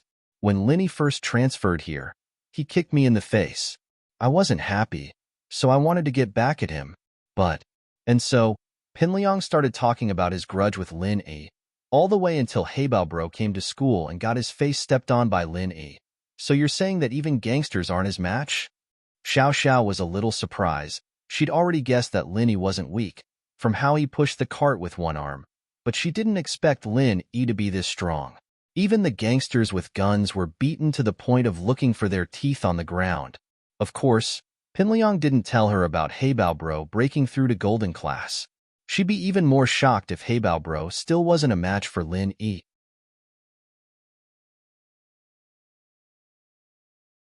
Chapter 417. Chapter 417, car accident. Xiao Xiao was speechless. She'd wanted him to have some conflict with Lin Yi today, but now it seemed like he didn't dare do anything to Lin Yi at all. It's a little embarrassing, but it's the truth. In this school, no, even with the gangsters in society, I'm sure no one can do anything to that Lin Yi kid. He's not even scared of guns. Pin Liang tried to explain himself. Since you're not afraid of embarrassing yourself, then I'll tell you. Zhou Ruoming sighed as he started complaining. I got slapped by Lin Yi in front of so many students, and even the dean. What could I do? I couldn't beat him. He's so arrogant. Xiao Xiao was getting dizzy. It seemed like her investigation wasn't enough. Lin Yi was so strong, and she still had to fight him head-on? That was impossible. It seemed that fighting head-on wasn't going to work. She was a pretty fierce girl, but Lin Yi was even fiercer. Xiao Xiao didn't have the confidence to do anything to Lin Yi after hearing what Pin Liang and Zhou Ruoming said. This Lin Yi doesn't have any weaknesses? Xiao Xiao frowned. Do you guys know if Lin Yi has a weakness? Weakness? Zhou Ruoming said, troubled. Probably Tang Yun. If you touch her. Heh, Lil Sis Xiao Xiao. Why don't you do some research and get Tang Yun for me? I'll do it for you. Zhou Ruoming still didn't want to give up on Tang Yun. He didn't get to fulfill his wish last time, since Lin Yi ruined it, but he still hoped that he could have Tang Yun for himself. He didn't believe that Lin Yi would kill him. What was done, and Lin Yi wouldn't be able to do anything. Tang Yun would just follow him obediently, and Lin Yi probably wouldn't make things difficult for him for Tang Yun's sake. No. Xiao Xiao rejected him flatly. She wanted to cause trouble for Lin Yi, but she wanted Lin Yi to give in and teach her how to fight and drive. If she really did anything to Tang Yun, then Lin Yi wouldn't be able to teach her anything, and the two would become mortal enemies. Then I have no other choice. Zhou Ruoming shook his head. I don't have any good ideas myself. Pin Liang didn't know what Lin Yi's weakness was. He would have done it himself if he knew. Xiao Xiao cursed the two of them inwardly. They were useless, a waste of time. On the way back to school with Tang Yun, they were on the fast lane on the left. He didn't expect to bump into someone who was going against the traffic when they got on the viaduct. Lin Yi frowned. There were cars on the left and right, and changing lanes was impossible. Even if he didn't think about himself, he had to think about Tang Yun. Lin Yi turned on the high beam, wanting the car to go back to the right lane, but what Lin Yi didn't expect was that the car didn't slow down and go back. Instead, it copied Lin Yi and flashed the high beam, and it was a modified hernia lamp. If it weren't for Lin Yi's good eyesight, he would have been blinded. Lin Yi had no other choice. If this continued, the two cars would crash into each other. Tang Yun was already screaming in fear. Lin Yi suddenly turned the steering wheel to the right and pulled the handbrake. The van swerved in a beautiful arc, and the back of the van smashed into the front of the car. Although Lin Yi had carefully controlled the angle and force, there was still a loud sound. Tang Yun, on the other hand, was fine. Zhou Tianyi had just gotten a brand new BMW a few days ago, and his son had given him a custom license plate. It was a very cool license plate. SB. At first, Tianyi wanted a license plate that was all 8s. He thought that Zhou Ruoguang's license plate didn't have any 8s or SIXS in it, and it was all in Western languages. But Zhou Ruoguang said that 888 and 00544 weren't popular anymore. Those were outdated. License plates nowadays were about individuality. Only with a personalized license plate would it be cool when you go out. The 888 and 666 on the street didn't have as many people turning their heads to look at them. The only ones that did were the SB. Tianyi didn't think much about it, since his son said that the license plate was cool and unique. Then he'd use it. What he didn't expect was that it really was cool. Almost 100% of the people on the street turned their heads to look at him, and some even took out their phones to take pictures of him enviously. This satisfied Tianyi's vanity. There were even 2 drivers on the street who got too excited when they saw his license plate and crashed into each other. This gave Tianyi an indescribable sense of honor. Even when he was driving on the wrong side of the road, many cars would make way for him. No one dared to fight him head-on. But today, some idiot had crashed his brand new car. Tianyi panicked, jumping out of the car to pull on Lin Yi's door. Get the fuck out of the car. Are you blind or what? Do you even know how to drive? I have such a cool license plate. How dare you crash it? Lenny paused. He didn't expect someone to be this cocky, even when driving on the wrong side of the road. He couldn't help but look at the license plate and almost burst out laughing when he saw it. What a unique license plate. What are you laughing at? There's no use laughing, you little bastard. You ruined my new car. Pay me 100,000 kwai or you're not leaving. Tiandi was having a great time, planning on taking his car out for a walk whenever he had nothing better to do, but Lenny crashed his car into it. How many days would it be before he could show off his cool license plate? You crashed my car on the wrong side of the road? And you're asking me for money? Lenny was speechless as he looked at the familiar-looking man in front of him. Where had he seen him before? Lenny's memory wasn't bad, but it wasn't worth remembering small fries and small fries. He couldn't remember who this small fry was. How much is a bun like you worth? Don't think I don't know that you crashed my car on purpose. Trying to drift with me? I'm telling you, it's no use. If you don't pay me today, don't even think about leaving. Tiandi didn't lack money, but he was pissed off today. He wanted to make things difficult for Lin Yi, who told him to crash his cool car. All right, stop wasting time. You crashed my car, and I'm not asking you for money anymore. Let's go our separate ways. I'm in a hurry. Lenny got out of the car and looked at his van. There was only a dent in the back, so he smashed it a few times and straightened the metal.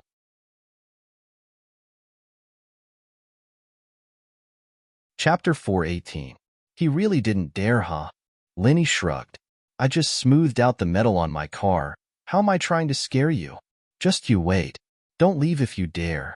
Tiandi humphed coldly before pulling out his phone. Ruoguang, where are you? I'm in the North District, on Southern Titanium Road. My car was hit by someone, and this guy doesn't want to pay up, even using his fist to scare me. Fine, I'll wait for you. Hurry up. Lenny frowned. Since the guy didn't want to let this go, then he'd deal with it. Lenny pulled out his phone as well and called Lingshan. Lingshan was quite surprised to see Lin Yi's call. She thought that Lenny had thought of a solution this quickly. She picked up, surprised. Lin Yi, you got a solution? No, someone ran into me on the wrong side of the road. Come take a look. Lenny said faintly. Ran into you? Are you all right? Lingshan paused. She needed Lin Yi's help right now, and if something were to happen to Lin Yi, then the rescue mission would be over. I'm fine. They're trying to scam me, and they're trying to scare me. Lenny said, You're coming to me for something like this? Can't you solve it yourself? Lingshan found Lin Yi's words funny and annoying at the same time. You're coming to me for something like this? Aren't you supposed to be capable? All right, I'll smash his car and beat him up. Lenny said. Lingshan smiled bitterly. All right, wait for me, I'll go over now. If Lenny were to smash someone's car, he'd probably end up in the police station. She'd be the one in trouble then. So Lingshan had no choice but to agree. Southern Titanium Road. Lenny smiled. If they get here before you come, I'll have to do it. All right, I got it. Lingshan himphed, afraid that Lin Yi would cause trouble for her. Don't be rash. Miss Braindead is coming. Lingshan added helplessly. All right. Only now did Lenny realize that Lingshan had a cute side to her. This violent, brain-dead girl wasn't completely useless. It doesn't matter who you go to. I'm telling you, you're dead meat today. Don't even think about leaving if you don't get 100,000. Tiandi threatened, pointing at Lin Yi. This was his newly bought BMW. It had been driven for less than half a month, but it was hit by Lin Yi. The headlights were broken, which made him very distressed. Therefore, he had to make Lin Yi pay the price.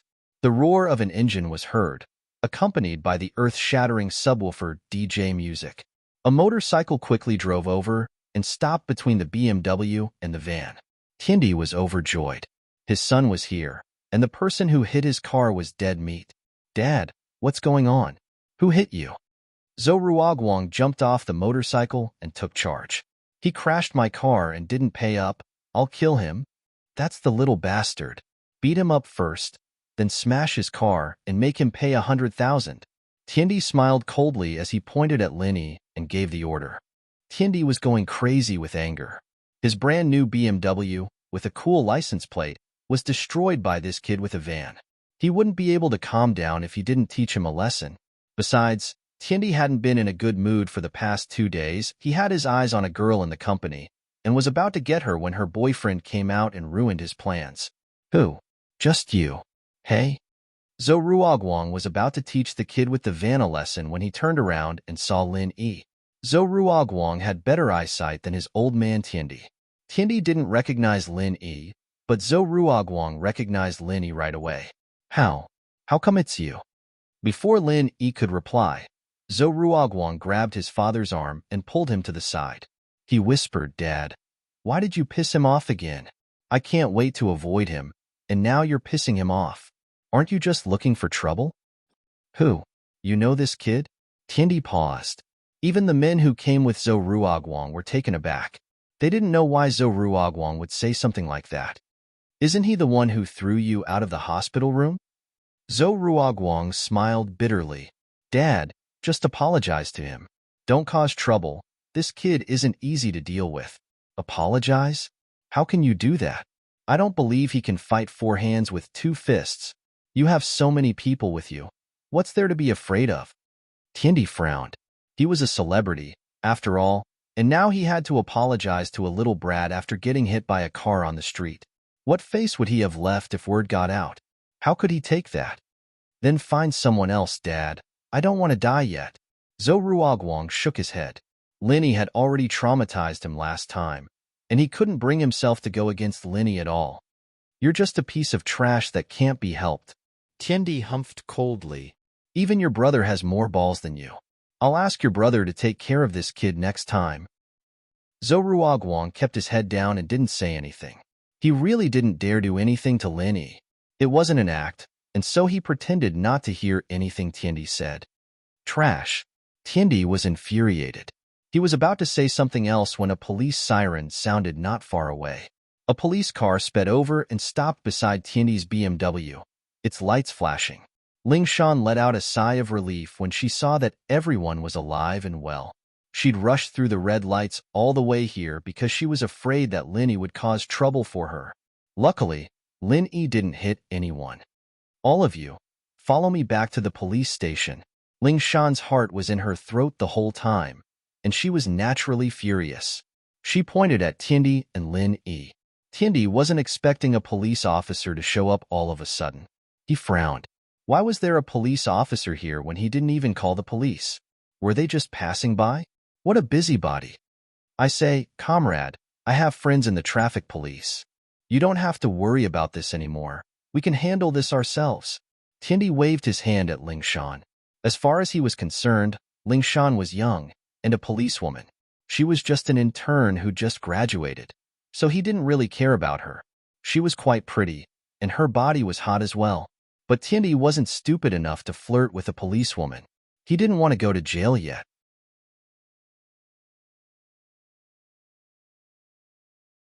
Chapter 419. I'll give you a mission, all right? Give me a minute. I'll make a call. Tiandi pulled out his phone and dialed a number. Hello?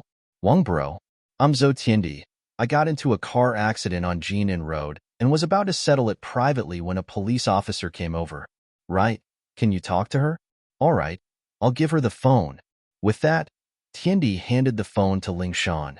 Answer the phone? Ling Shan looked at Tiandi with a half-smile as she took the phone. Hello, I'm Ling Shan. Who's this? Song. Captain Song? The guy was just about to say something when he heard Ling Shan's name. Everyone in Songshan knew about Ling Shan from the criminal police team. After all, who would dare go against her? He couldn't possibly order a criminal police captain around, could he? Plus, since Ling Shan was keeping an eye on Tiandi, it might be some big case. Maybe he was doing some illegal business. He had to draw a line between him and Ling Shan as soon as possible. With that in mind, Wang Bro said, It's fine, Captain Song. I won't disturb you anymore. Ling Shan handed the phone back to Tiandi, who didn't hear what Wang Bro was saying. I'm Ling Shan. He thought that everything was settled, and was about to thank Wang Bro when he realized that the call had been hung up. Tiandi didn't think much of it, thinking that Wang Bro was busy. Wang Bro told you, right? You can leave now, little comrade. Don't stick your nose in other people's business. Dad. Zhou Ruoguang quickly pulled Tiandi back. Tiandi didn't know Ling Shan, but how could Zhou Ruoguang not know her? As the head of the North District's gangsters, it'd be a waste if he didn't know the criminal police captain. His face paled as he watched his father lecture him. What are you doing? Tiandi glared at his son. What do you want? Dad, she's Captain Song from the crime squad, Zhou Ruoguang said carefully. Wow.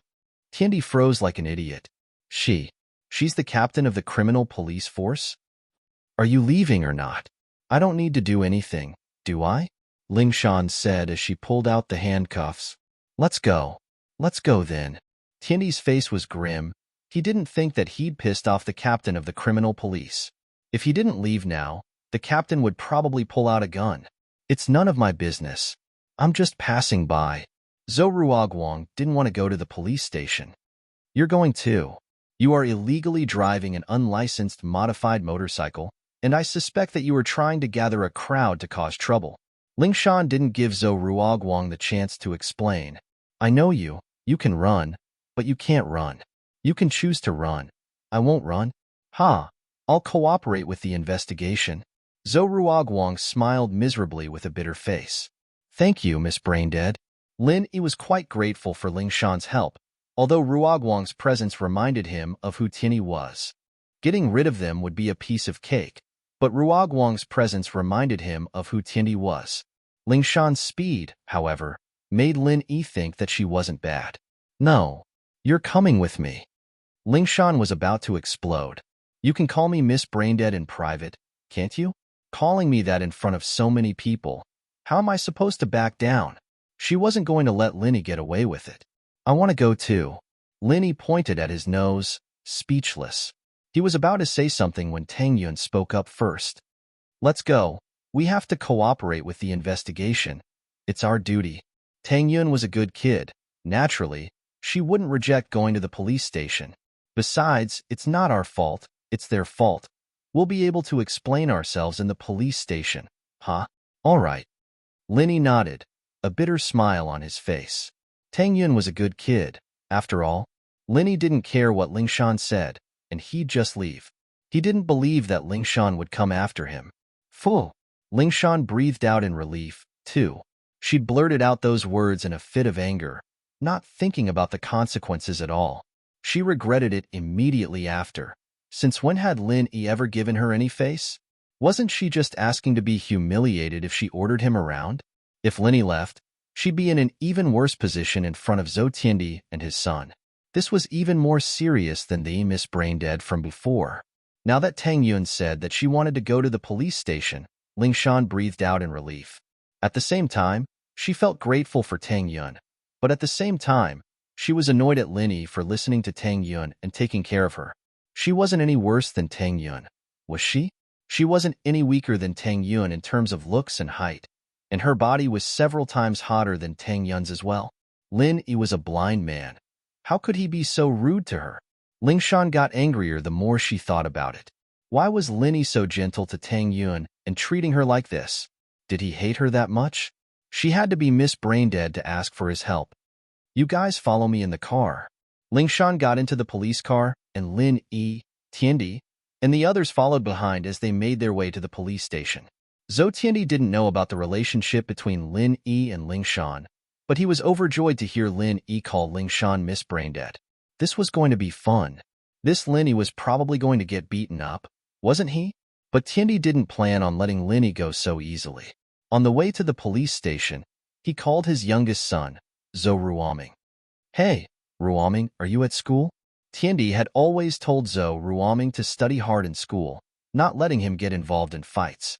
But this time, he was really pissed off. His eldest son, Zhou Ruoguang, was too much of a coward. He couldn't even teach someone a lesson. But his youngest son was a bold and ruthless character. He had always told him to study hard, but Tiandi knew what kind of person he was. Dad, I'm at school, studying. Ruoguang had just finished his meeting with Xiao Xiao, and his father's phone call made him jump. It wasn't checking on him, was it? He quickly explained himself. All right, stop bullshitting.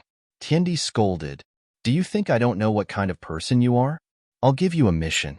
Go to your Uncle Yan's villa in the northern suburbs and ask him to stop someone in front of the police station. I'll send you that person's information later. Ah, me? Zhou Ruoming paused. He didn't think that his father would ask him to do something like this. Didn't he always ask his big brother to do it? Plus, it was his first time asking him to take Uncle Yin on a mission. That was too awesome.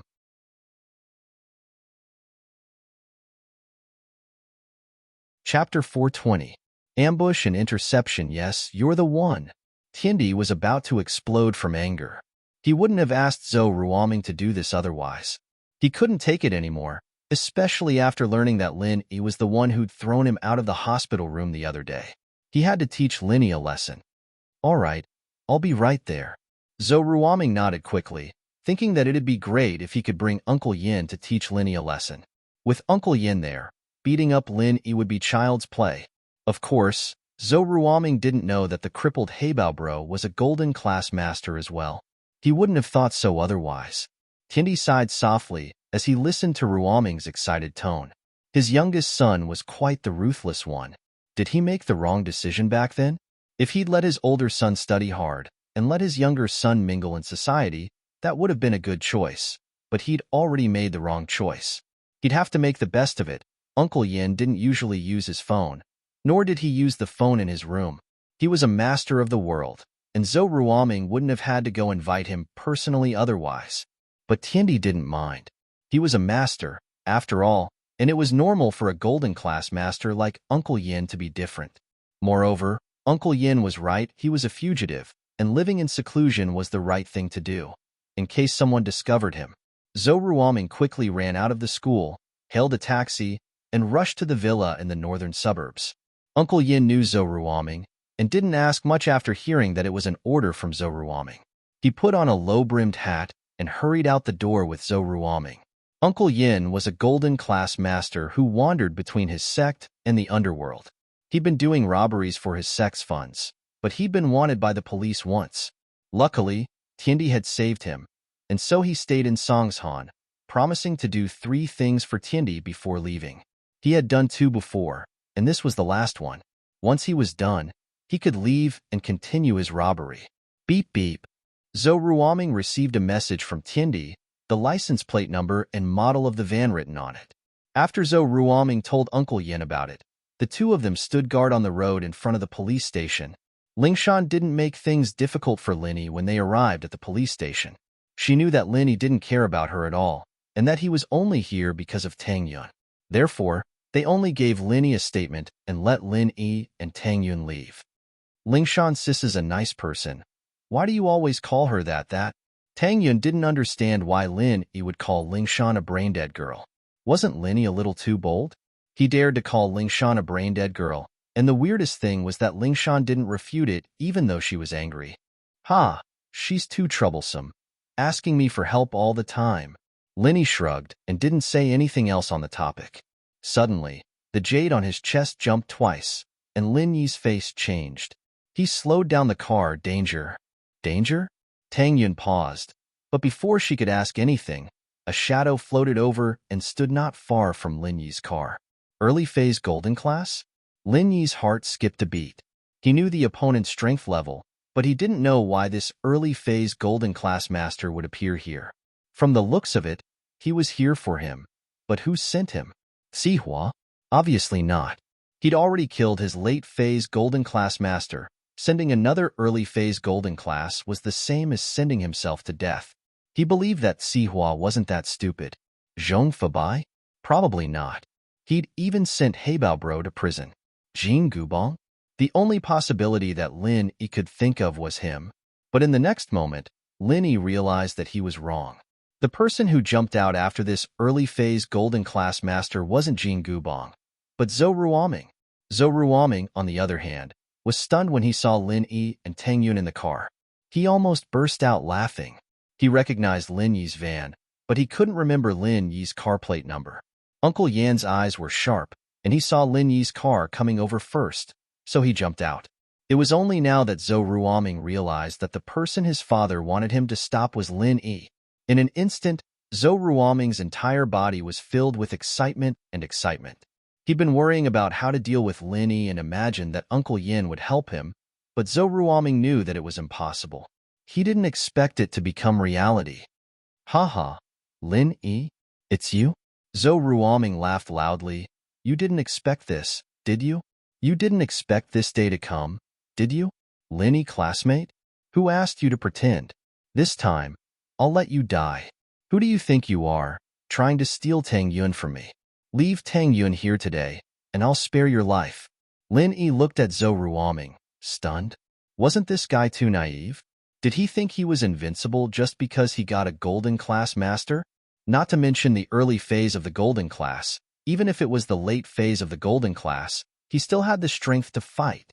Ever since he completed the first stage of the art of dragon mastery, Lin Yi's strength was comparable to the late phase of the golden class, and he could even fight a mystic class master in the early phase. Did you eat too many retarded pills? Lin Yi looked at Zhou Ruoming as if he was looking at an idiot. Even a retarded person wouldn't be like you, right? You're not just a normal retarded person. You're too retarded. Miss Retarded is 10,000 times smarter than you. Huh. Tang Yun, of course, knew who Lin Yi was talking about. She couldn't help but laugh when she heard Lin Yi's words. Zhou Ruoming couldn't help but stare blankly. His desire to take Tang Yun for himself grew stronger. It would be a waste to give such a good girl to Lin Yi. Miss Retarded? Zhou Ruoming didn't know who Miss Retarded was, but he knew that Lin Yi's words weren't good. He gritted his teeth. Lin Yi, it's useless for you to say anything now. Since you don't know what's good for you, then I won't be polite anymore. Uncle Yin, kill him. Leave that girl here. Zhou Ruoming was suspected of falsifying the imperial edict. Zhou Tianyi only asked him to teach Lin Yi a lesson, but Zhou Ruoming changed it to kill Lin Yi. Slap. Lin Yi slapped Zhou Ruoming's face again. I told you to stop thinking about Tang Yun. Do you have a bad memory? Or are you deaf?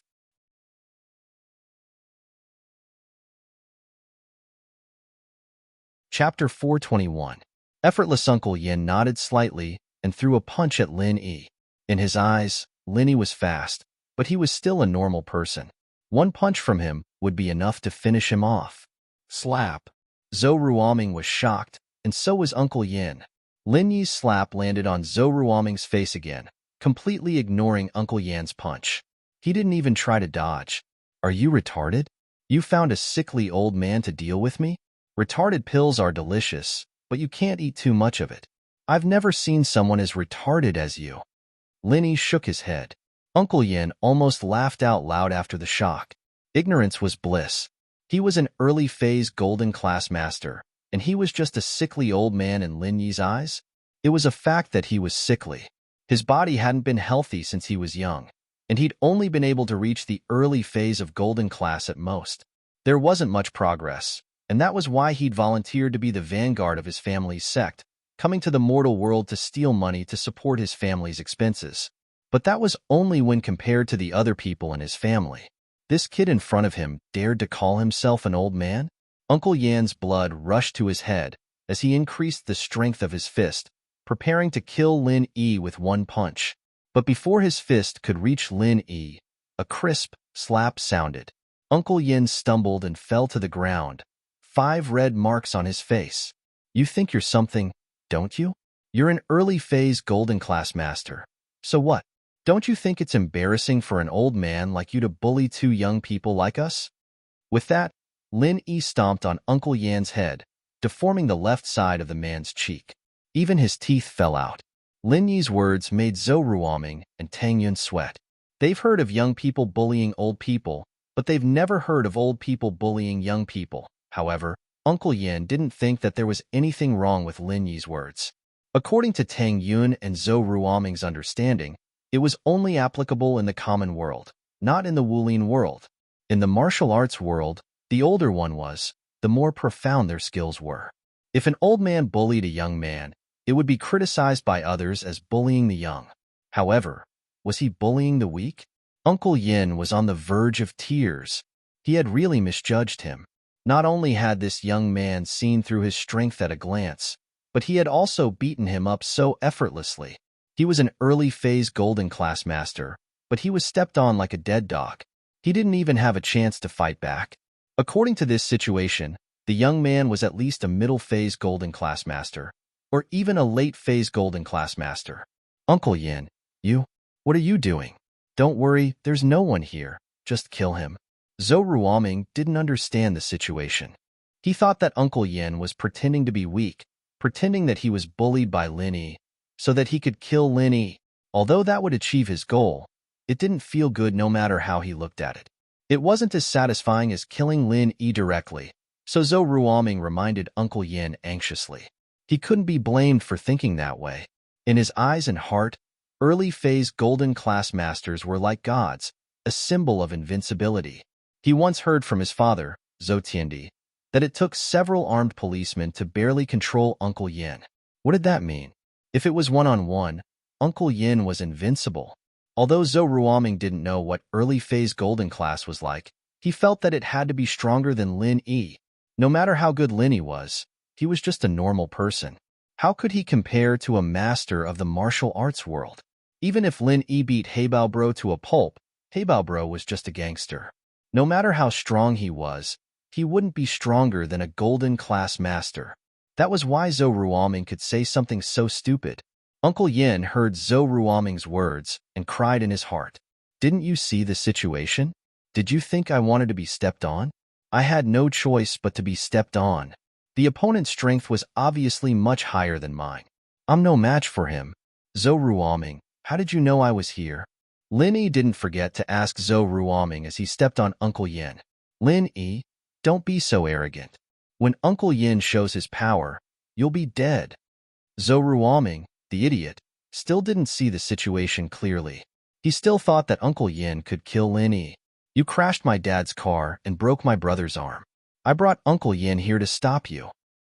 Oh, that idiot from before was your dad? Lin Yi realized. No wonder Zhou Ruoming knew where he was.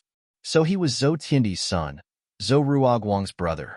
It was like the saying went, don't enter the same door if you're not a family. A family of idiots. Uncle Yin, what are you doing? Hurry up and kill this kid. Zhou Ruoming was confused when he saw that Uncle Yin hadn't exploded yet. Zhao Lao, there are too many people here. It's not easy to kill this old man. Is there a way to cripple him? Lin Yi asked Zhao Yazi in the Jade. Of course.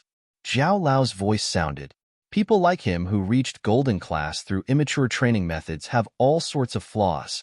How can they compare to your art of dragon mastery? As long as they haven't reached the earth class, they will have a weak point. Once you break through their weak point, they'll basically be crippled unless they retrain their body and enter golden class through physical arts. Then where's his weak point? Lin Yi was surprised and happy after hearing Zhao Lao's words. I don't know, Zhao Yazi said. Lin Yi almost fell down. Even Zhao Yazi didn't know. But generally, the weak point of golden class is near the dantian, unless it's a very special physical practitioner.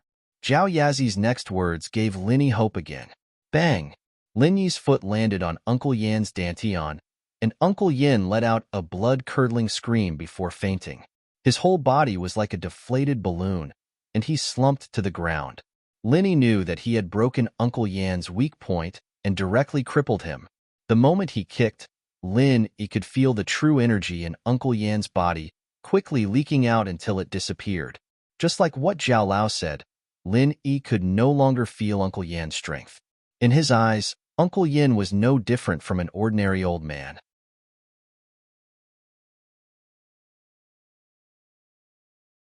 Chapter 422. He's mute. A chill rose from the bottom of his feet to the top of his head. Zhou Ruoming looked at Lin Yi in horror. You. What are you doing? Don't come any closer. Pa. Another slap landed on Zhou Ruoming's face. This time, Lin Yi used more strength, and Zhou Ruoming's right tooth fell out, and the corner of his mouth cracked. You killed Uncle Yin?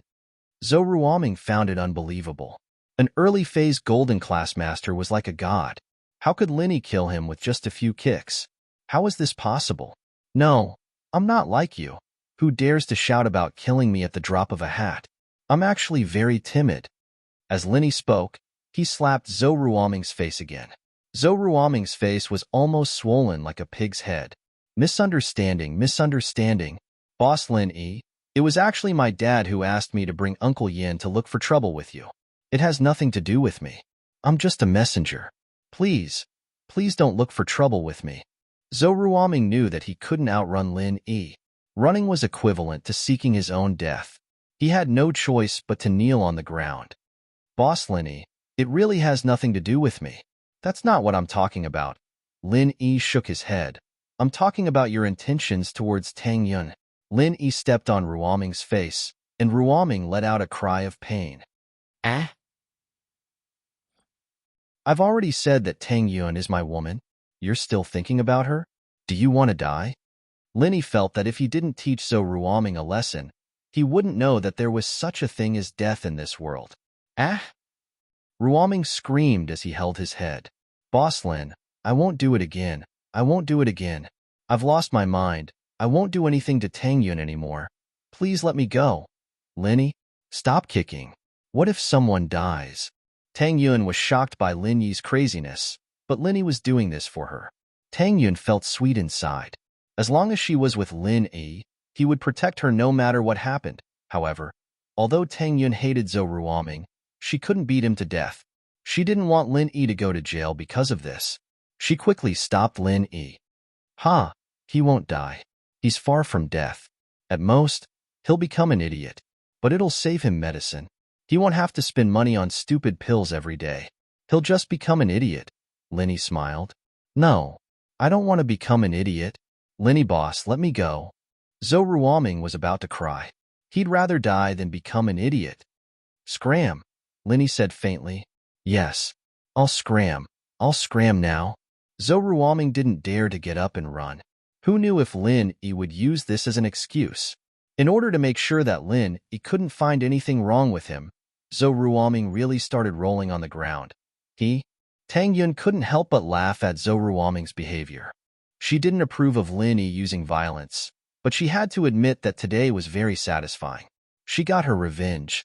If it weren't for Lin Yi, she'd still have to endure Zhou Ruoming's teasing every day.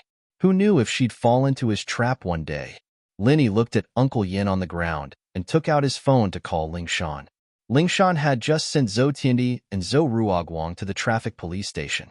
They didn't seem to have committed any crimes, but it was just a traffic violation. Ling Shan didn't have the authority to do anything about it, so she handed them over. Her phone rang as soon as she got back to her office. She frowned when she saw the name Lin Yi. Did Lin Yi cause trouble again? Ling Shan didn't believe that Lin Yi could find a way to cure Boijia so quickly. The only possibility was that he was looking for her. She rubbed her throbbing temples and picked up the phone helplessly. Lin Yi, what's up? I got ambushed when I came out of the police station. I've subdued him already. Come and take him away, Lin Yi said. Wah. You got ambushed? Who? Ling Shan paused. Zhou Tiandi sent me, I think. Lin Yi said faintly. Hurry up. Follow the road in front of the police station and you'll see me. With that, Lin Yi hung up, pissing Ling Shan off.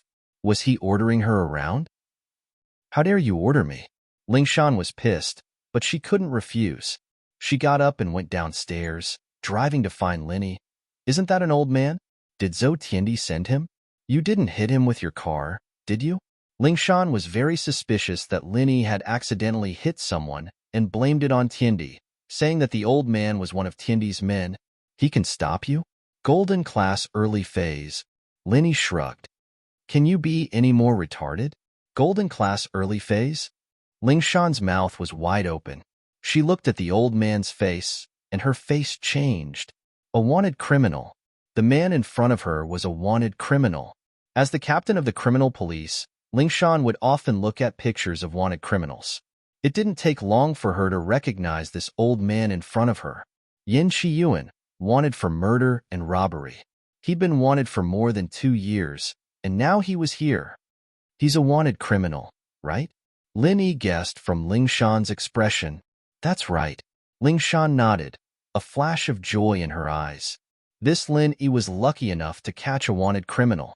This Yin Qiyuan was indeed a golden class early phase, but from the looks of it, he'd been crippled by Lin Yi. He was about the same as Heibao. Lin Yi patted Qiyuan's body, waking him up. Qiyuan's face was still filled with pain and sorrow. He was a golden class early phase, and he'd been crippled just like that? How could there be such a powerful figure in the secular world now? Looking at Lin Yi's age, he was only 20, right? Crack.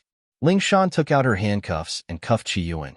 She didn't feel any danger, but Qiyuan was still a golden class early phase. Ling Shan didn't dare treat him lightly. All right, I'm leaving. Lin saw that he had nothing else to do and prepared to leave with Tang Yun. Wait, come back with me to make a statement. Ling Shan called out to Lin Yi. Can't you just say you caught him yourself? It's not the first time something like this happened. Lin Yi, naturally, didn't want to go back with Ling Shan, but the criminal's statement. Ling Shan thought to herself, if she said she caught him, what if Qiyuan said something?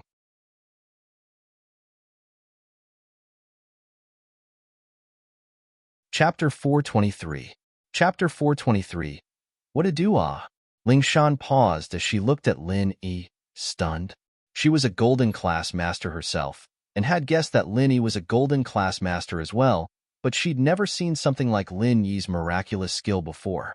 2 random pats, and this guy turned into a mute?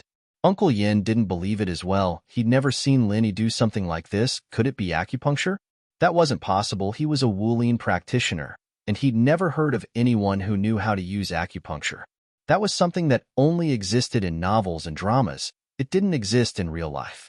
He didn't believe Lin Yi's words, and was just about to say something to prove that he wasn't a mute when he realized that he couldn't speak. Ling Shan didn't know what to say as she looked at the Yin Qiyuan. It seemed like Lin Yi had really turned this guy into a mute. It was too scary. A few random pats, and he turned into a mute? Oh, right. He can still write. Maybe I should turn him into an idiot? Lin Yi suddenly thought of that. Ugh. Ugh. Yin Qiyuan shook his head furiously after hearing Lin Yi's words. Was this a joke? Turn himself into an idiot? What was the point of living then? He still had to pass the news to his family, and as for who'd caught him, he didn't have the heart to tell the police he was going to die anyway, and talking about it was just a waste of breath.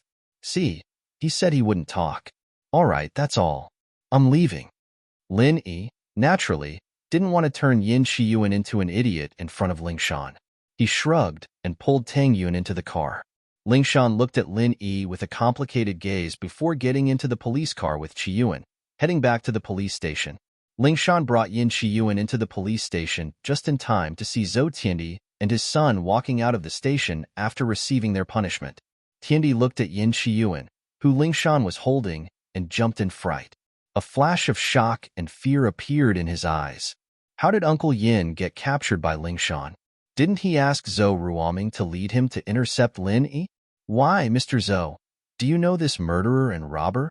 Ling Shan looked at the shocked Tiandi. Naturally, she knew that Yin Qiyuan was Tiandi's doing, but Tiandi wouldn't admit to something like this without evidence. No, I don't know him. Tiandi shook his head and dragged Zhou Ruoguang away. He didn't dare to have anything to do with a murderer, even though they were clearly related. Ling Shan smiled coldly as she watched Tiandi and Zhou Ruoguang leave. She turned around and bumped into Lu Wangli. Captain Song, you arrested someone? He's so old. What did he do? Wang Li asked as he looked at the criminal in Ling Shan's hands. Yin Qiyuan, he's a fugitive for robbery and murder. Ling Shan said faintly to Lu Wangli, I'll leave him to you. Captain Song, you brought Yin Qiyuan back? Wang Li's eyes were wide as he looked at Ling Shan in awe. Ling Shan had been solving many big cases recently, and her position in the police and criminal police had skyrocketed. She was now a qualified successor to Huaijuan. The voices that said that Ling Shan only knew how to charge and not solve cases were all gone now. It seemed that everyone approved of Ling Shan. Lu Wangli didn't like it when his superior was being talked about, and now they were all praising him. Lu Wangli was amazing, and now that Ling Shan had brought back a fugitive, Lu Wangli felt even more proud. Ling Shan, on the other hand, felt conflicted. Just what was her relationship with Lin Yi? Was it a partnership or an enemy? She really couldn't tell.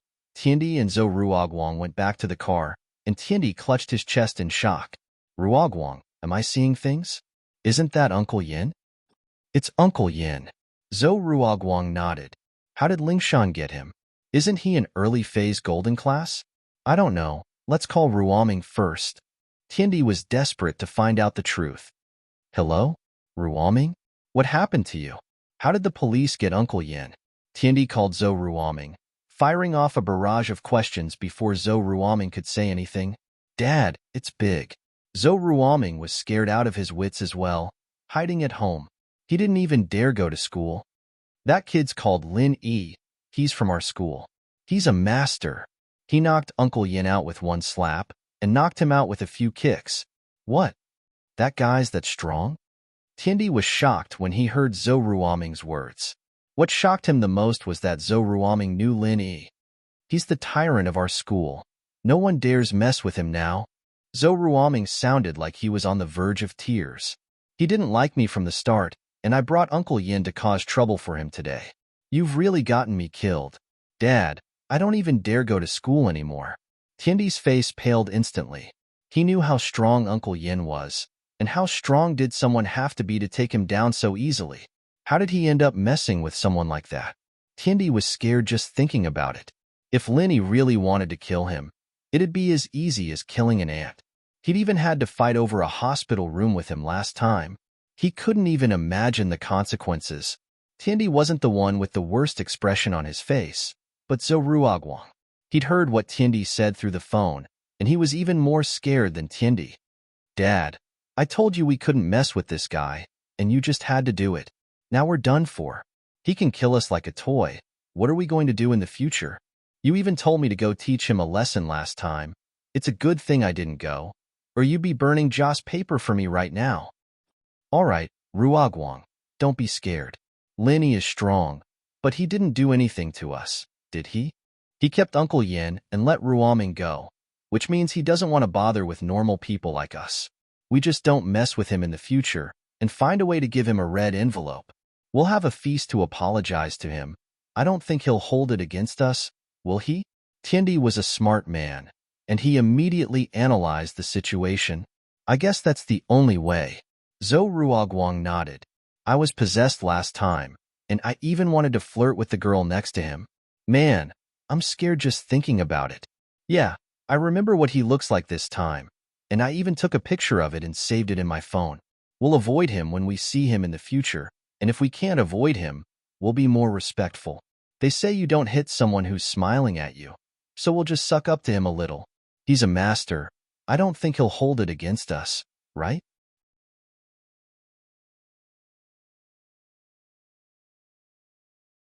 Chapter 424. Xiao Xiao wants revenge. Xiao Xiao hadn't thought of a way to deal with Lin Yi yet, but she was a little embarrassed to face Lin Yi. She'd been drenched by him at noon, and Xiao Xiao was quite embarrassed. She'd never been in such an awkward situation in her life, and now she'd fallen into Lin Yi's hands. What surprised Xiao Xiao was that she didn't see Lin Yi when she returned to the classroom. She let out a breath of relief. Hey, pretty girl, you know my boss? Kong Xiaobo turned around, curious about Xiao Xiao's identity. It was obvious that she was here for Lin Yi, but he didn't want to ask Lin Yi. Now that Lin Yi wasn't in the classroom, he could ask Xiao Xiao. Lin Yi's your boss? Xiao Xiao wanted to find someone familiar with Lin Yi to get to know Lin Yi better. Yeah, I'm his follower. Kong Xiaobo said proudly, as if being Lin Yi's follower was something to be proud of. Oh. Xiao Xiao rolled her eyes and said to Kong Xiaobo, I'll tell you something in secret.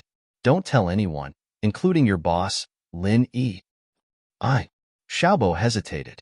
He wanted to hear what Xiao Xiao was talking about, but he didn't want to hide it from Lin Yi. It wasn't a good idea.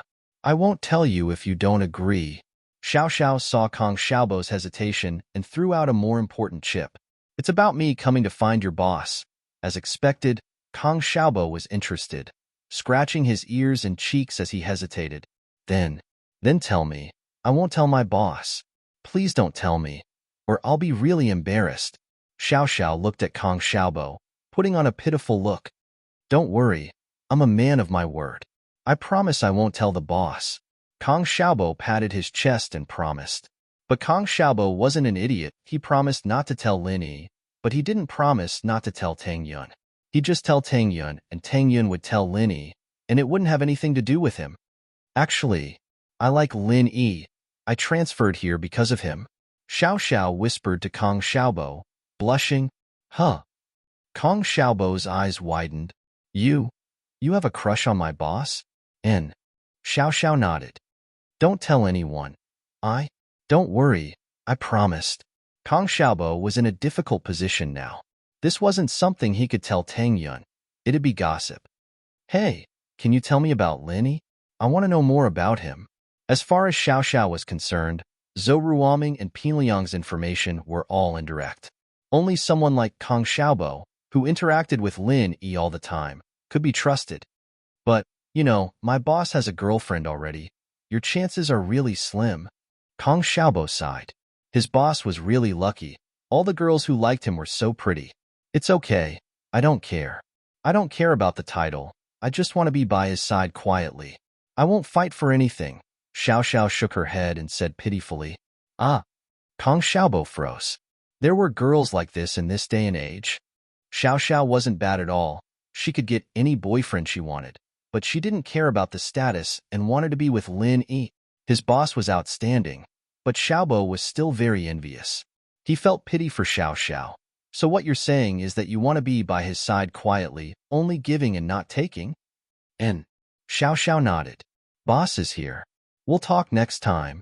Kang Xiaobo raised his head to see Lin Yi enter the classroom. He quickly shut his mouth.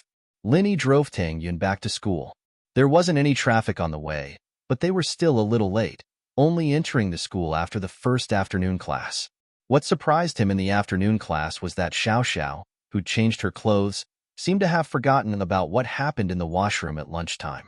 She didn't bother him at all, didn't even bring it up. What surprised Lin Yi even more was that the entire afternoon was quiet. Xiao Xiao didn't say anything to him. What surprised Lin Yi was that Kang Xiaobo was looking at him in a weird way. It wasn't that Xiao Xiao didn't want to say anything, but she hadn't found a way to deal with Lin Yi yet. She didn't want to let Lin Yi go so easily. Getting drenched in Lin Yi's piss was the biggest humiliation she'd ever experienced in her life. She'd never been so humiliated. But Xiao Xiao couldn't find a way to teach Lin Yi a lesson right now. On one hand, she wanted Lin Yi to teach her how to drive, so she couldn't offend Lin Yi too much. For example, that stupid suggestion from Zhou Ruoming was something she couldn't accept. If she did anything to Tang Yun, then Lin Yi would become her mortal enemy, and that would ruin her original goal. It would be best if she could teach Lin Yi a lesson, but it wouldn't be too much of a loss. Just a little humiliation, just like how she did in the afternoon. When school was about to end, the homeroom teacher Lu came to the classroom and walked up to the podium. Everyone quiet down. I have something to say. Tomorrow, our graduating class is going to have a tree planting event. There's an empty space behind the school, and it's where all the graduating students plant trees. We're about to graduate, and we'll be going our separate ways. In order to leave a memory for our old school, everyone can plant trees on this empty space. A few years later, when you return to your old school, it'll have a special meaning. Teacher Lu's words drew a round of applause from all the students present. The dull and boring life of a senior high student was filled with repetitive reading, questions, and tests. Now that there was such an activity, everyone naturally raised their hands to welcome it. There's no limit to the types of saplings. They're sold at the flower, bird, and fish market not far from the school. You can get them for a few kwai to a few hundred, depending on your financial ability. If you're really poor, you can donate a few kwai sapling from the class allowance, Teacher Lu said. Although there weren't any poor students in his class, he still had to say it according to tradition. Everyone expressed their support. Before graduation, most students wanted to leave a memory for their old school. After all, they were about to leave. Returning to their old school after a few years and seeing the sapling they planted with their own hands grow up was a different feeling.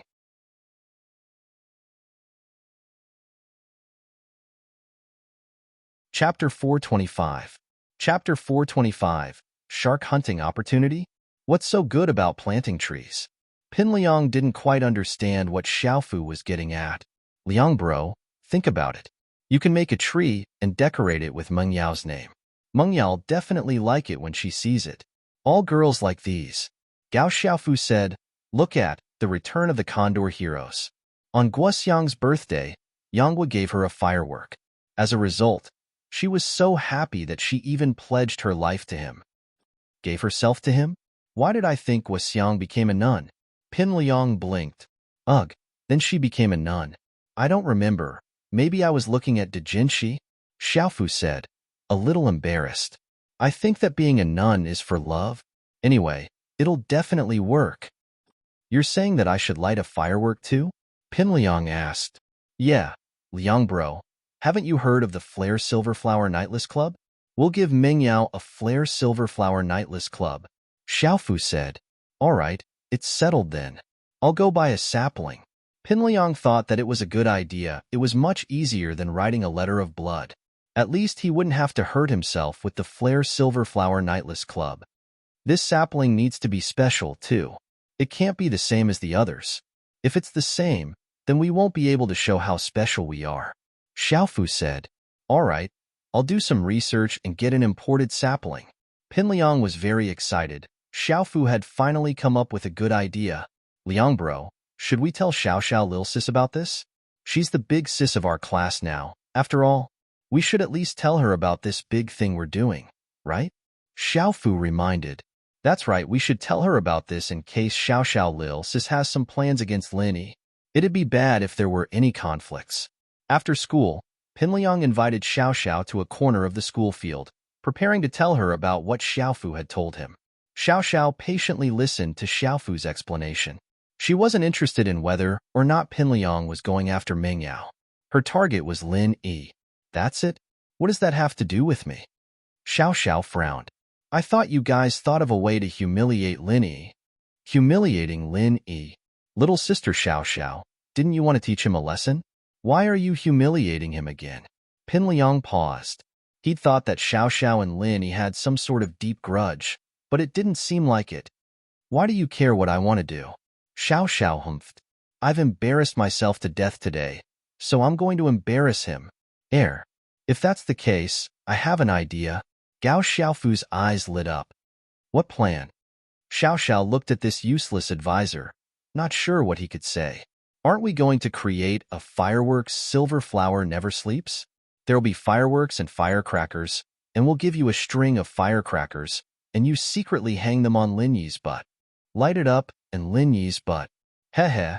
He'll be as humiliated as you can imagine. Xiaofu wasn't good at other things, but he could come up with some dirty tricks. Oh? Xiao started thinking about the feasibility of this plan. If done correctly, it was a good idea. Secretly hang the firecrackers on Lin Yi's back without him noticing, and when Pin Liang lit up the fireworks, they'd secretly light the firecrackers on Lin Yi's back, pretending that it was an accident. Even if Lin Yi wanted revenge, he wouldn't be able to find any evidence, would he? Little sister Xiao, I think Xiaofu's idea isn't bad. Pin Liang, naturally, hated Lin Yi to the bone, and so he encouraged Xiao to do it the moment he heard that it could humiliate Lin Yi. Well, I'll think about it. Xiao wasn't as confident as Pin Liang was. She needed to study the possibilities of this plan. Yao, are we going to plant trees tomorrow? Yushu was looking forward to this event. In fact, she was looking forward to anything new and interesting. Of course we're going a few years later, when we've all graduated, gotten married, and had kids. We'll bring them to visit our alma mater. We'll tell them that this is where their mom went to. It should be very educational. Meng Yao nodded seriously. Oh, then will our kids have the same dad? Yushu asked. Shoo. Meng Yao glared at Yushu. She really wanted to crack open her best friend's skull and see what was inside. How could Yushu turn something as serious as this into a farce just like that? Yushu blinked. Open your mouth, Meng Yao ordered. No, never. Yushu shook her head. Why? Meng Yao paused. Yushu had always been an obedient girl. You pulled my tongue out, it hurts. Yushu said. You know it hurts, and you're still talking nonsense? Meng Yao humphed. Then I won't talk about it next time, Yushu promised. You always say next time. Next time? Next time? How many times will there be next time? Meng Yao didn't believe Yushu at all.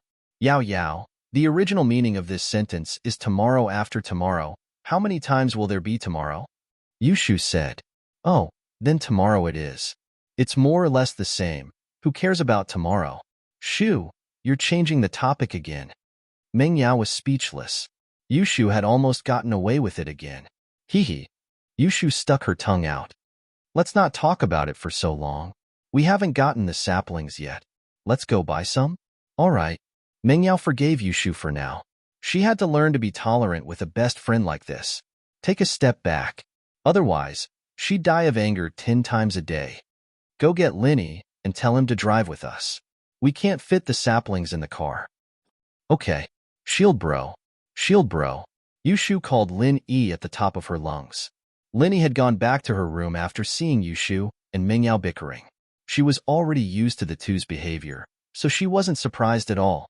Linny heard Yushu's call and walked out of the room. What is it? Shield bro, I want to eat shark meat again, Yushu said. Mingyao almost fell off the sofa. Didn't she ask him to go buy saplings? Why was the shark meat involved again? Oh, they don't sell it on the market. Why don't you go catch one yourself? Linny was speechless. Shark meat wasn't that tasty. Why did this Mischin like it? You're tuning in to the Warrior Lore YouTube channel. Don't forget to subscribe and join us on this journey to catch the most captivating stories.